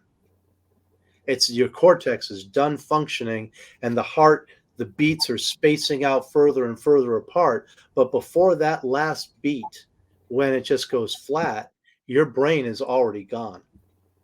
yeah. Yeah. Yeah. It's just So doesn't make it, sense. it's not happening, man. You're not going to have this beautifully structured fantasy with a brain that's not getting any blood and not producing any EEG waveforms. And not only that, with the NDEs too, pretend for a second, let's say somehow it is the result of these dying brain hypothesis or neurochemical explanation when your brain is shutting down and stuff like that. Forget the fact that that's just impossible when you have the flat EKG and EEG. EEG, or yeah, yeah, um, Forget about that. Pretend somehow miraculously it could have happened. It doesn't okay, make sense because people, NDE people, report having more cognitive function, more it's enhanced. They're more vivid. right. It should be diminished if this is what's causing it. Sure, Yeah, sure. I mean, I challenge any one of these people who thinks that that hypothesis is true to get a leather belt and wrap it around their neck and pull it nice and tight for a couple of minutes and see if they have an NDE. Because and just it's not going real to happen that way. They're not going to have some beautifully structured fantasy and fly through tunnels and see other realms. That's not what's going to happen. They're going to black out. and just real seekers does not approve of literally. Don't try this at home. That's not a good way to be a scientist. So, um, I'm just saying that again, there are people who are so desperate to refute something that they'll throw anything they can imagine out there and just hope they're just praying that it sticks and that other people are snowed and believe them. I do have one interesting question because it's kind of problematic from a Christian perspective, but obviously you're not a Christian yourself, and you coming from a Hindu background, it may not be an issue for you. But how do you relate near death experiences to out of body experiences where the person's not near death? Like, is there a Well, correlation? again, I think that a near death experience is a compelled out of body experience. You could say it like that. I think they're essentially very much the same thing, except in one case your body is dying or dead, and you're being moved to the next level, you know, and in the other you still have a functioning body that you're tethered to, so there's no reason to go on and die. Gotcha. All right, But the soul and the psyche are still leaving the body. gotcha. Yeah, cool. Yeah, it was just interesting because I know like for Muslims, they might not have an issue because for them, every night when you dream, your soul escapes your body type thing, right? So I Hmm. was just trying to it's kind of like trying to reconcile it with a Christian worldview. Like the only time your soul separates from your body is when you are biologically dead. So like Hmm. why Well, would it be go ahead. right, right. Well, as a Christian, then how do because how do people explain this? Because I mean, now I don't know what your view is, if that salvation is only through Jesus, these people who may be an atheist or whatever they are, they die and these people apparently are seeing heaven and they're not saved people. So how does that fit in with the worldview? Yeah, so I don't think that's necessarily an issue for the worldview, right? Because again, it's near death. They're not biologically dead. Well, no, they are biologically dead. They're just resuscitated. Their heart is stopped and their brain has no blood flow and no, I mean, how dead do you want to be? Well, so Gary Habermas distinguishes between clinical death and biological death, where Well, oh, biological, until all your cells have completely decomposed. I mean, is that when you're dead? What if 50% of your cells are decomposed? What if 5% of them are decomposed? How where do you want to draw the line and call it biological death versus clinical death? yeah. Well, I think Gary just said it's irreversible, right? So if it's Well, reversed, it's irreversible until it's reversed. okay. Well, Not very many people come back from a flat line. It's not something that just happens all the time. yeah, fair enough. Like I said, these are the way Gary Habermas would distinguish it. So in a near death state, they're not literally in heaven, but God is able to show them, show them visions or certain things that will be Mhm. helpful. And it's the same on the negative end, right? Like But I don't they don't all see a Christian afterlife. true. And the point is because they're not actually witnessing the real afterlife is how the Chris how Gary Habermas or myself would respond to these things. God is presenting an experience to them that will be beneficial to them or something like that and make an impact. And it's the same with hell. I wouldn't say But if the only way is for them to be saved and by through Jesus, then how is that helpful to give them a vision of an afterlife where they don't see him? Or it doesn't he's not incorporated with it at all. well, I think God in his providence and not omniscience, he knows what will speak to certain people, right? So I mean AJ Ayer, it did have an impact Mhm. on him. He changed his belief to believe in In the an afterlife, but I mean, okay, but Hindus believe in an afterlife, Muslims believe in an afterlife, American Indians believe in an afterlife. But according to the strictest definition of Christianity, none of these people are saved and they won't go to heaven because they don't specifically believe in Jesus.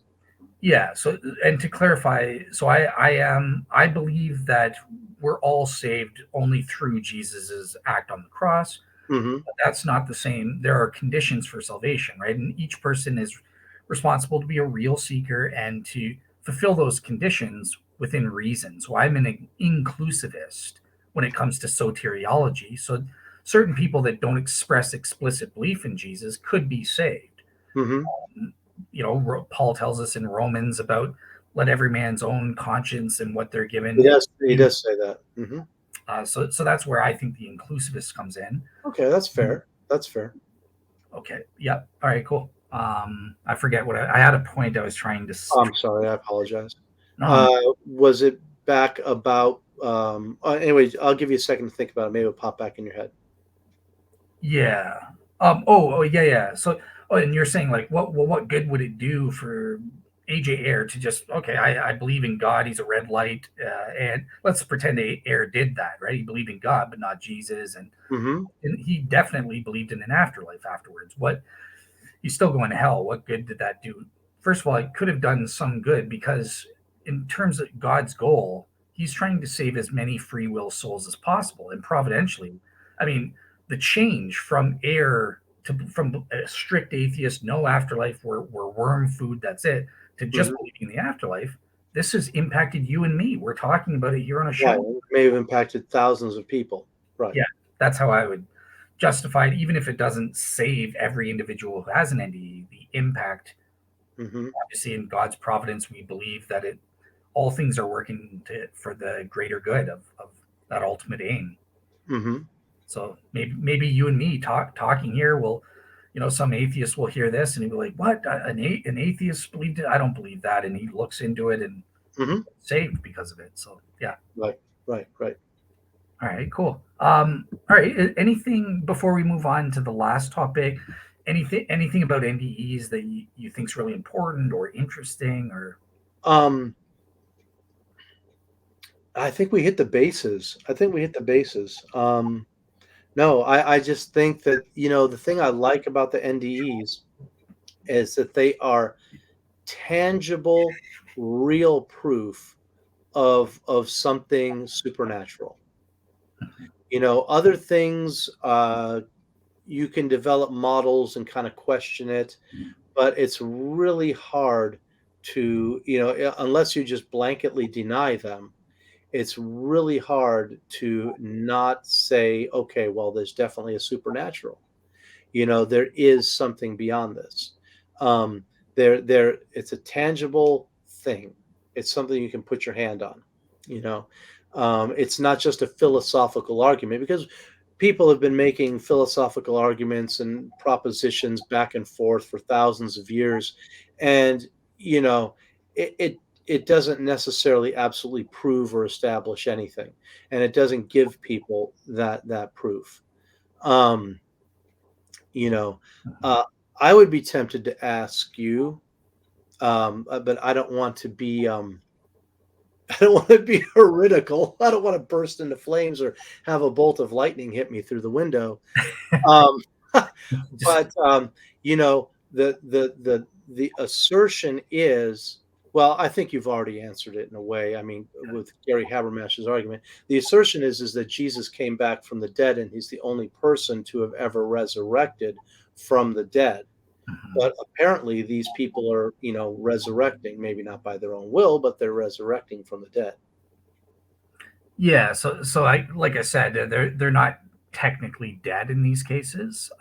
However, there are cases in the Bible. I mean, Lazarus case. Lazarus, but Lazarus was raised, right? That's a little different. Yeah, but the point is they had to be supernaturally raised, right? So that's Right. the difference in terms of raising to life from the dead. By dead we mean biological dead. Gary Habermas is. Whereas with the NDEs, they're not experiencing biological death; they come back naturally, and so that they just Well, experience. wait, we don't know that they come back naturally. They always describe that they were sent back from that end, not that their body just went and they resuscitated. That's not how they describe it. Well, yeah, again, that can be an interpret. Consistently, That can be consistent, right? Otherwise, now we're starting to say, a lot. well, part of it's an imagination and an interpretation, and then part of it is real. And now we're kind of Well, that's we're that is cherry what picking. that is what we said, right? Remember the cultural The differences. cultural difference, but that's different than denying the validity of the experience itself. The shape or the form of the experience is one thing, but if I've never seen a lion before, I could think that your icon is a guy, a funny looking guy with long hair. Okay, but I'm not denying the validity of my experience. But they're all coming back with this experience telling you that I could have gone, but they sent me back and they told me to come back. And I was sent back from there to here. So it's not that their body, because there's no impetus for their body to resuscitate spontaneously. When the heart is stopped and the brain is stopped, okay, it's like a rock sitting on a perfectly flat piece of ground. What's going to make it roll? Yeah. There's no their body is inanimate. It's not just going to resuscitate itself. Okay. So it's not true that all of them Not experience. all of them, but all we need is one of them. That's all I need. But yeah, but One. for my case, right? So how many of the people that had the flat EEGs, EKGs, reported they were sent back, and it's not all of them, right? So Right.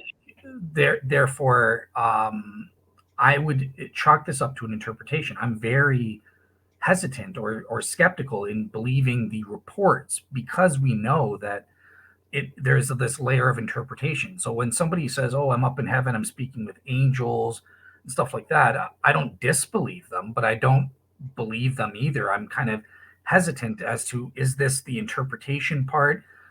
When I look at NDEs, the parts that I care about are those empirical, veridical aspects here on Earth.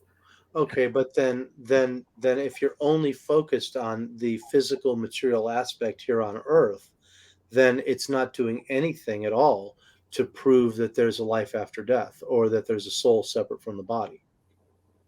If you're going to say that I hereby am skeptical and doubt everything that happens to them subjectively after their body dies or almost dies, then you also are throwing the baby out with the bathwater. And if you say, well, I don't want to throw the baby out with the bathwater, what basis are you going to use to parse that down and say, well, this is what I'll accept and this isn't what I'll accept? Okay, so I think for me, again, it's just based on provability and that sort of thing, right? So I always go for the minimal facts. That's just Hmm. I have this skeptical bias, believe it or not. Uh, Hmm. but I would say it does prove definitely substance dualism, because in some of these veridical cases do include cases far away from their their location of their body. So that, Hmm.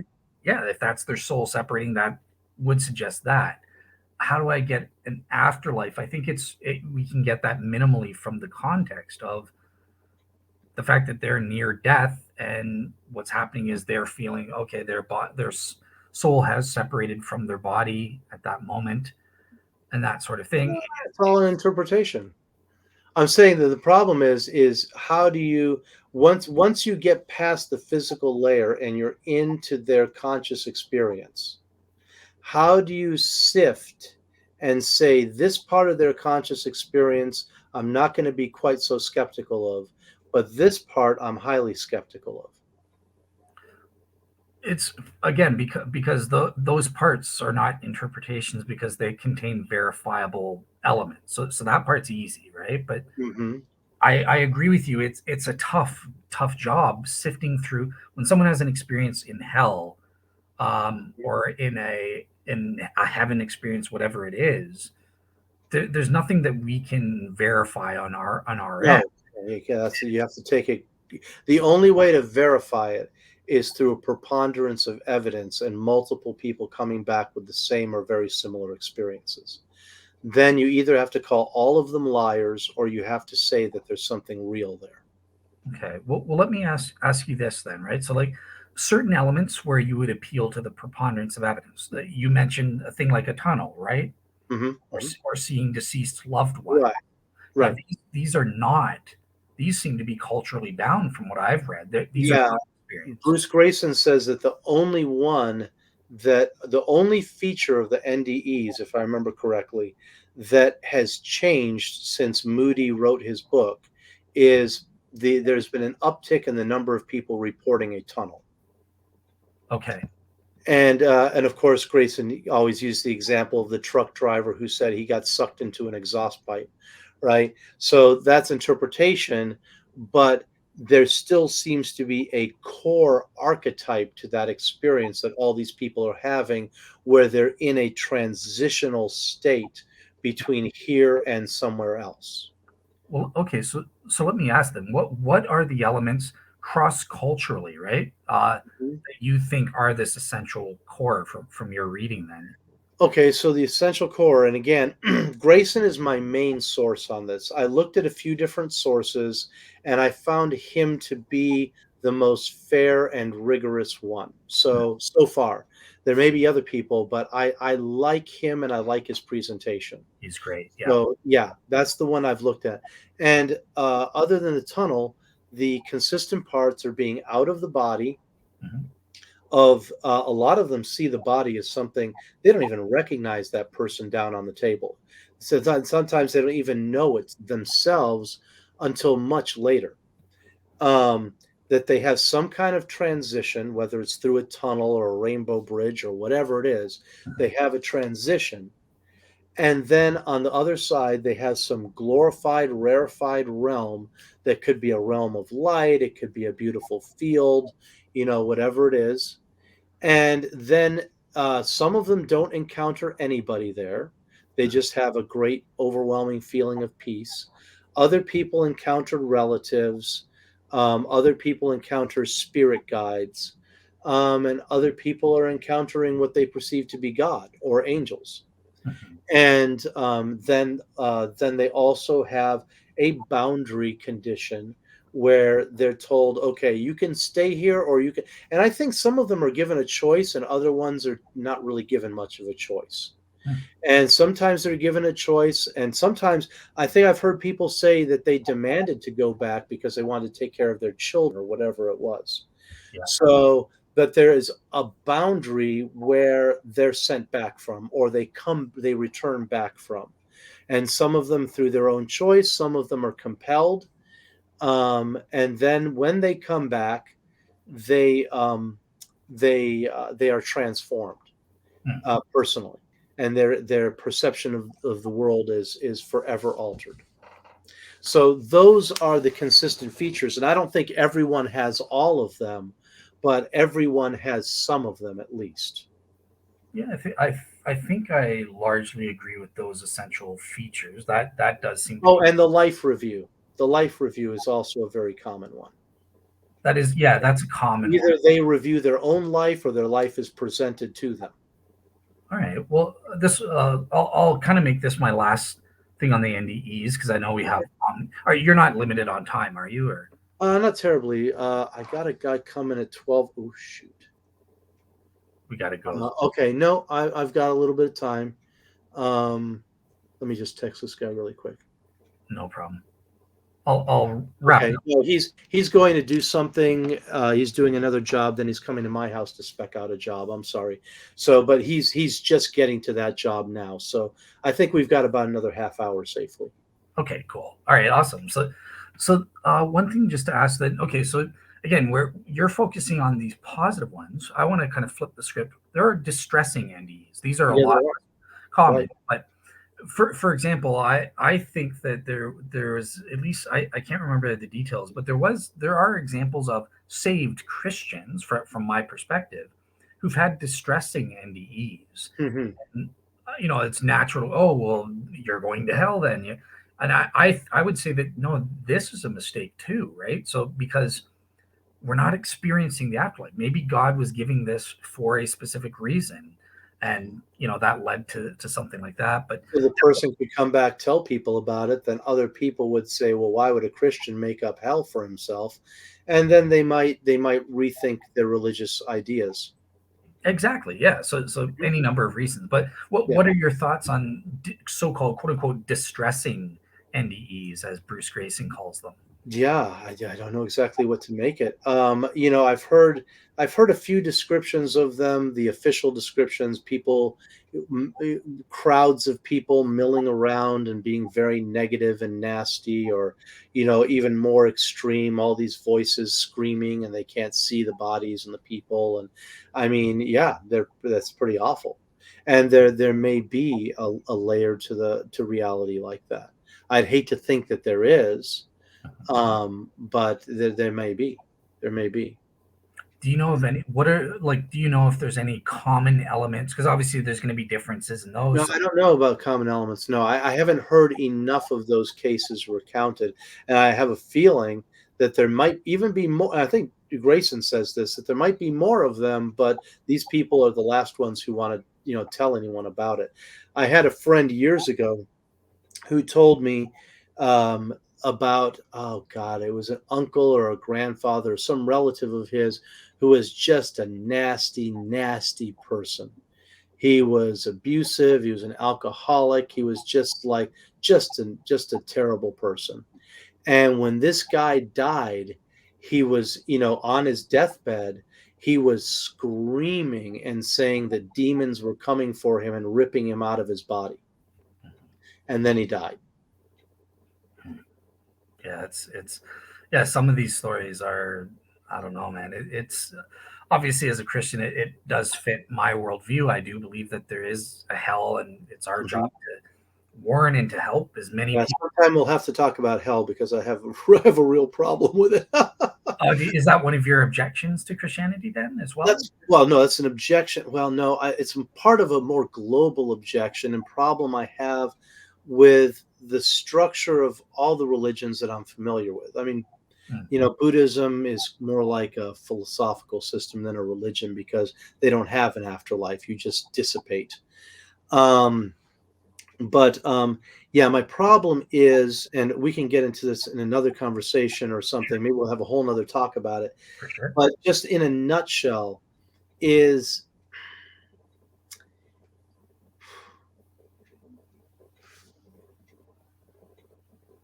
it's not something as simplistic as, well, how can a loving God send people to hell or something like that? And because then the answer is, well, they had a choice and they committed sins and they chose. Okay. But my point is, let's say you're playing football, okay, whether it's real football or soccer, right? Okay, you're playing football. You have a field, you have goalposts, you have players, you have teams, you have rules. Okay, and then if someone commits a foul, well, the ref called a foul. Too bad. You broke the rules, so you lose points. Or you lost the game because you were playing according to the rules, and you lost the game, and therefore you're the loser, and this guy is the winner. The problem is that somebody set up the entire game. The whole thing was created. And so it's not that God is the helpless, uh, you know, uh, helplessly complicit agent in people going to hell. It's like, well, you didn't surrender. Sorry, it's not my fault. I wash my hands and have no responsibility for it because you were given chances. No, because you set the whole thing up. You didn't just create the game. You created the players, created the rules, and set up a situation guaranteeing that there's going to be winners and losers. Yeah, yeah. Well, I don't know if you've heard my response on this, but No, depending on what level we're at, I'm going to respond at a certain level here. So sure.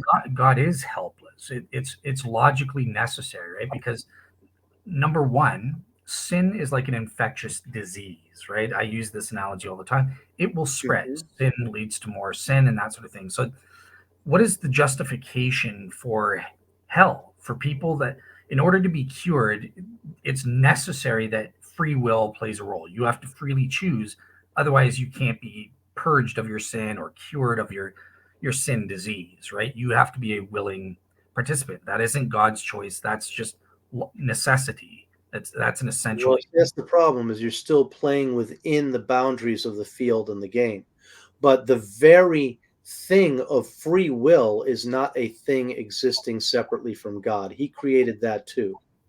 Everything you think about free will, everything you experience about it, was created by God. Sin was created by God as de facto, as a fallout from free will. The entire thing, you're starting with a completely blank slate. Okay. These You're things do not exist as pre-existent entities, so right? you are in the higher level of God shouldn't, knowing in advance that this is what would happen beyond his control if he created. No, not even that. He created the whole system and set it up. And, so let's just say God started with a completely blank canvas. And there's not even a canvas, there's just nothing, ex nihilo. Okay. So he had to create the world. He had to conceive of and create man. He had to conceive of and create free will and endow man with free will, and also give free will the properties that it has that then leads to sin. Define sin, and give sin the properties that lead to punishment, and then define the punishment as hell. All of that. So you can't presuppose any part of the picture as existing parallel to or pre-existing God. He created all of it and set up everything Well, and then determined so and therefore has basically condemned a number of people to hell. okay. Yeah. So okay, cool. So I would deny that. It's necessary. He cannot create the properties of sin and the consequences. He Well, cannot then where create did the it come from? properties of free will. They are essentially what they are, right? Well, But no, but where did free will come from? God created a well, God had free will, so he's the ultimate grounding of liberty of freedom, right? But it is essential to what freedom is. If So you're saying that God's free will ontologically pre-exists him. It's more fundamental than he is. no, it's within him, but he can't Right. change the nature of freedom. He can't say, okay, well, I'm gonna But he change freedom. defines the nature of freedom. I'm sorry. Well, he defines the nature. If he can't change the nature of freedom, then freedom on the totem pole of priority is above God. No, it's because freedom is internal to God, right? So God is the necessary grounding of what freedom is. He can't click his fingers and make, oh, okay, I'm now determined, but that's freedom. Like you can't give freedom the property of being determined. But what gives okay, so if God doesn't give freedom its properties, what gives freedom its properties? Well, it's okay, put it this way. So it is God, but it's not an arbitrary choice on God's part as to what the properties of freedom are. That's just out of necessity, out Okay, of let's grant that. Let's grant that God exists and that freedom is part of the very essence of his nature and it's inseparable from him and coexists with him at all times in his existence. Mhm. Okay, fine. Who chose to give that freedom to man? God. Okay. Does he know the fallout of giving that freedom to man when Yes. he gives it to him? Yes. Therefore, he has created the situation where necessarily people will wind up in hell. Yes. Therefore, that's the problem. Is that if and that contradicts the all-loving nature of God. If you as a father, okay, had children and you weren't limited like the rest of us are. Sometimes kids come out good, sometimes they come out bad, no matter what you do, okay? But let's say you had absolute capacity to create children the way you saw fit. Would you deliberately create a child who would be a mass murderer? Gotcha. Okay. All right. Cool. So what I will say is I definitely want to do a show with you on this. I'm gonna Okay. I'm gonna send you a link because on this topic, exactly what you're saying, I did Mhm, with another. He was a Christian or biblical Unitarian turned skeptic. Now mhm, mhm. this was his issue too, and we did an entire show where I came up with a Cool. premised argument. So I want to see uh, Send have me you. a link to the show. Yep, and then we'll come back and discuss it too. So all Yeah, right. that'd be great. That's something to talk about in the future. Awesome. All right, cool. So, last thing for you, you wanted to talk about God's omnipresence, this specific Yeah, property. I think we talked about that. I mean, it's not a huge issue to me, but I think God omnipresence doesn't necessarily have to mean a physical presence, right? Right. Loosely, in a manner of speaking, you are present in my room here with me. Your Hmm. voice is here, your thoughts are here. You have a presence here without physically standing in the room. Yeah. So one can understand, at least minimally, that God is omnipresent through the diffusion of his consciousness and his awareness through all of creation. Gotcha. Yeah. Yeah. That's pretty Okay, much. that's minimally. But I would then follow up by saying that God is not made of parts, like that argument you put up there. He doesn't have bits and pieces. He doesn't have a body and a consciousness and a this and a that. So wherever God's consciousness is, He is there in totality as well. Otherwise, you're saying that God is made of parts. Yeah. Yeah. Absolutely. God has no spatial dimensions. He has neither spatial location nor spatial extension. Well, if he has no space, well, okay, he's not part of this world.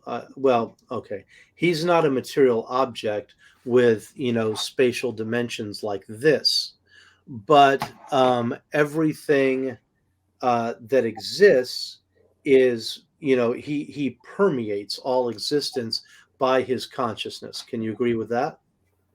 Permeates. I'm not Yeah, so. that his consciousness is omnipresent. He's aware of everything. Yeah, he is aware of and causally active at every spatial Right. location. So that Yeah. means his consciousness is permeating existence. Okay, cool. If that's the definition, I agree. Yeah. Okay.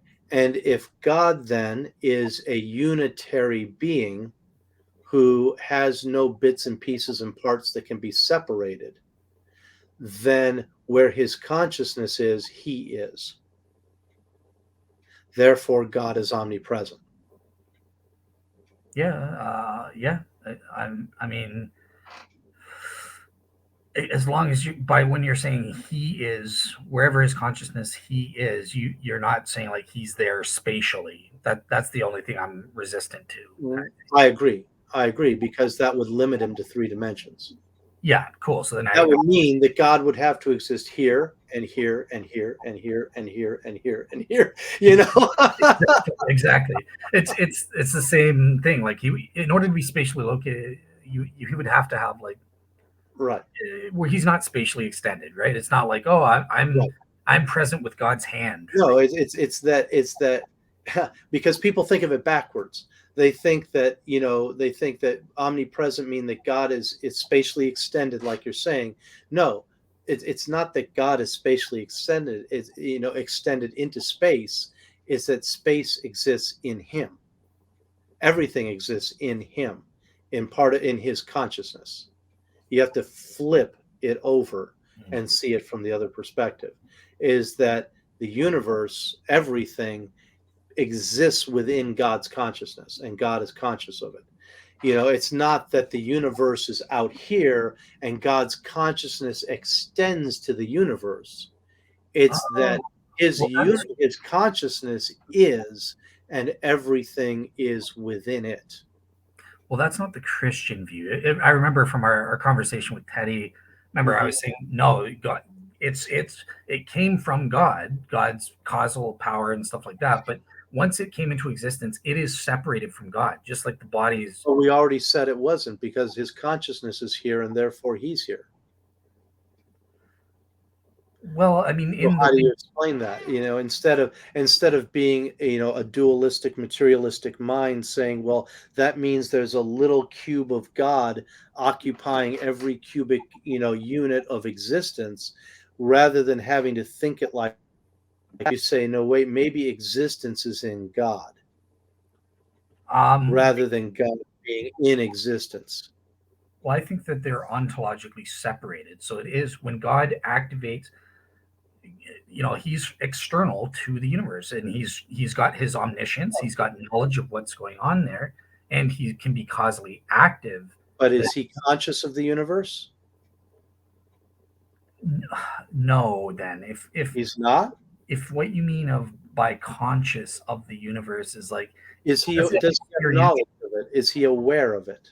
he doesn't have experiential knowledge, put it that way. He's only got a propositional knowledge that at this He spatial knows that location, something exists, but he doesn't know what it is. not experientially. Yeah, he does What do you not mean by experiential knowledge? he doesn't know what it feels, the qualia of being a sinner or feeling Oh, guilty. that's fine. I'm good with that. That's not what I'm saying. What I'm saying is he is aware that the universe exists, and he is aware of everything in it. Right? Every subatomic particle, every gross physical object, everything that's going on, his awareness permeates it. Means he knows it from bottom to top. Right? Only propositionally though. So that's where you Yeah, he can I think you're imposing a duality on God of proposition versus experiential. That's the way our minds think. Is we try to parse things into dualities. You know, If God is all powerful, can he create a rock that he can't lift? Mhm. That's our dualism throwing a net over God and trying to take our own mind and our way of seeing the world and casting it over God as in the form of dualism. But saying that God has, I don't, I think if you ask God, he wouldn't tell you he only has propositional knowledge of the world. Okay. Okay. So that would be a difference Oh, that I'm you're saying. frozen again. Are you there? Yeah, you're frozen. Can you hear me? Yeah, but this indicates that we're going to drop out in about 30 seconds, I think. Okay. Just like the last time. Okay. Cool. Yeah. I'll Yeah, just. when it crashes, I'll just join back. Sounds good. Sounds good. So I'll just keep talking as long as Sure. you're still there and can. So okay. So we do have this difference. That's great. By conscious awareness. Again, I know you're not saying it this way, but it's almost like God's in there looking at these atoms crashing, and like he's aware of it that way through direct. Okay, so he's gone through direct experience, but again, he doesn't like these differentiations. But yeah, for the Christian, God's omniscience and his omnipresence, it's strictly propositional in terms of him knowing what these properties are doing, what the atoms are doing, what is occurring at any given uh, place. I would not say he's aware, and I think the way that Omar is saying here, but hopefully he'll rejoin in a second, and we can finish it off. We're almost at the 2.5 hour mark, so you should be back shortly. Alrighty then. I'm talking to myself, so yeah, Dale, what do you think about God's omnipresence? Yeah, I agree with what you said. Hopefully, he'll be back shortly. So that's see, I miss Zoom. Zoom had the pause recording feature, and okay, you're back. Yep. Uh, Last thing I heard was crashing atoms. Crashing atoms. Okay, yeah. So the difference that we're saying, I'm just trying to get an understanding of what the difference is, because Hmm. obviously we're butting up against the 2.5 hour mark. So Oh, wow. um, yeah, well, when you're having time flies when you're having Hey, fun. having a great time. Yeah. Yeah. Yeah. Yeah. But yeah, so by awareness, again, I know you wouldn't say it this way, but I just mean strictly propositional in terms of God's knowing every true proposition about every spatial location and the goings on. He's not in there, so to speak, almost like observing the molecules crashing in. That's what I would refer to as this experiential knowledge. He's directly observing it because he's Well, let me ask you a question. If you have, um, of course, we don't want to use the infinite word because you hate that word. But if you have, just allow me to use the word. If you have an infinite granularity of propositional knowledge about something, how could you distinguish the difference between propositional knowledge and experiential knowledge? and what do you mean by granularity? Means that in to the nth and final absolute degree, you have a propositional awareness of every. So, for example, I Okay. have a propositional awareness that my cell phone exists. Okay, I do. Now I can create a couple more propositions and say that it's an iPhone and that it's an iPhone 11 Pro Max and that the back is shattered. Okay, I can do that, but I can eventually, if I have an infinitude of propositions about this phone or enough propositions to Mhm, cover every subatomic particle of this phone and their states, mhm. what is the difference now between my propositional knowledge of the phone and an experiential knowledge of it? Well, yeah. So obviously, pro- the difference would be like, look, you can carry with you those propositions. You can go have every single one of those propositions and leave the room, so you're not experiencing your phone at all. You still retain. Oh, the subatomic particles are doing this right now. It is black. It's a square or a rectangle, right? You retain all those infinitude of propositions or whatever, uh, Hmm. potentially infinite, I'll say that. Um, Hmm. but you're lacking the experiential knowledge that you have right now, in addition to your proposition. When you're looking at it, you're sensing it, you're experiencing the touch of it, the feel of it. Okay, so no, I'm with you on that. God is not part of the world. Okay. Okay, we'll say that. Okay, he's not part of the world. All I'm saying is I'm flipping the script and saying that the world is part of him.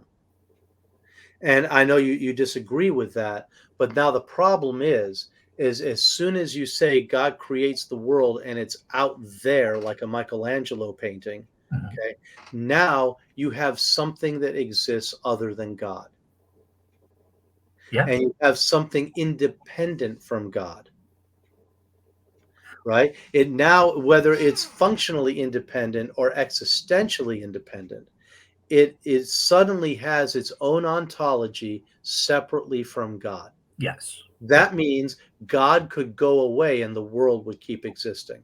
Does that track logically? No, because it is still existentially dependent on God to exist. God has to sustain it. It So, is on okay, so what aspect of God is it existentially dependent on? his causal power His will. and his will, but His causal power. Okay. Now, is his causal power part of him? yes. Is he separate from his causal power? No, not So if his causal power is maintaining the universe, then is he not in contact with the universe? he stands in causal relations to the universe, right? That's an academic statement. Just Well, I come mean, on. If God, we've already established that God is a unified being and that any part of him is part of the whole of him. And you can't parse God into bits and pieces. So if God's causal power is sustaining the universe, he's in direct contact with it. It doesn't mean he's affected by it. It doesn't mean that he's conditioned by it. It doesn't mean he's contaminated by it. It doesn't mean that he now becomes a limited, flawed material creature. And I think that's the reason why people so staunchly historically have tried to separate God from the world, is because the next thing that happens is all the materialistic minds go, oh, he's just like us. So that's why people want to separate that. yeah. Well, I'll be for me. I think the reason is it's purely biblical, and I think that's the But scriptural. does the Bible really go into that kind of depth, or is that an interpretation you're putting on the statements in the Bible? Well, I mean, obviously, it's not using philosophical language, but I do think that there are verses that say, yeah, God is ontologically separate. It doesn't use the word ontologically, Of but course, it's not gonna say that, but so what verses are you thinking of? I don't know off the top of my head, but I can look them up. They're in William Lane Craig's Defenders class when you go over the scriptural data on this property. Mhm. So that's where I got them from, and I remember being convinced by them, but yeah, I don't remember them. Oh, well, maybe let me check my blog. Okay. Um, no, it's just verses about omnipresent. Mhm. Um, yeah, well, I'll look into that kind of thing, but Okay. that's my primary motivation. Like, I don't have like a fundamental philosophical Well, I'm not object. talking about you personally. I'm just talking about in general in schools of religious philosophy. They want to keep God away from the world because the natural tendency is for people to say that then God is part of the world, he's of the world, he's influenced and affected by the world, he's limited by the world, and the next thing you know, there's no God. So it becomes a problem. So historically, I think that there is a fear factor of having God be too close to the world because you just don't want the contamination. And people can't see how God can permeate the world without being contaminated by it. Okay. Gotcha. Well, I can give you a great example from Christianity. Jesus was in the world with a material body and uncontaminated. Exactly. Yeah, I totally agree. I don't know So, the history. so if it's possible for him, it's certainly possible for the whole of the Trinity, I would think, if I were to argue from a Christian perspective. Yeah. So I don't know the history. It sounds plausible. You may be right as to why most people want. That's just my guess. That's just completely my own guess as to why. That's Yeah. my guess. And Because it seems like the natural course of what would happen if people you give them an inch and they take a mile, right? So sometimes when you in talking about religion and you hit a hard boundary, it's because you're trying to keep people from making an egregious error. gotcha. Yeah, cool. And I would also agree, like just philosophically speaking, like I don't see why if there in fact there was a Christian on the Faith Unaltered podcast arguing exactly this perspective, like that, oh, the universe is a thought in the mind of God. So it's still technically an ontological part of God, right? It's Right, this right, and I don't see any, oh, well, that would corrupt God. No, it doesn't have to corrupt him.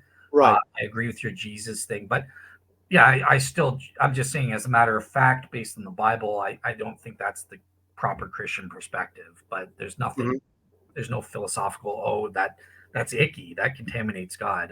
No, I don't think mhm, that's good. mhm. Yeah, cool.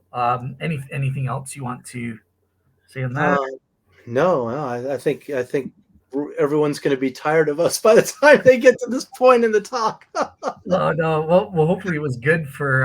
It's great. I had a great time talking with you about all this stuff. It's been. I hope you enjoyed it too. Of course, of course. Yeah, This is my bread and butter. This is what I love to do. So, there yeah, you it go. was great talking to you. And yeah, I'll be in touch Okay. once I post this up. It'll probably because I have a live show tomorrow night, and that gets posted up automatically. So I'll probably wait and post this up either Sunday or Monday, just so I'm not bugging people 3 days in a row. Hmm. Hmm. But yeah, I'd love to have you back, and we can speak about that hell issue or and anything Yeah, else. that'd be great. And whatever threads you want to pick up from this conversation, that'd be great too. You know. Awesome, Cool. awesome. All All right, right. cool. Well, thank you for joining me, and Yeah, thanks again. no problem. Yeah, and for the audience, I guess the next show. So we're doing a show on sola scriptura. Is it true that the Bible is this only source of divinely inspired documents? It's alone is the authority, or do we need man-made traditions to supplement that and that sort of thing? So yeah. Other than that, have a great week, everyone. All right. Thanks, Dale.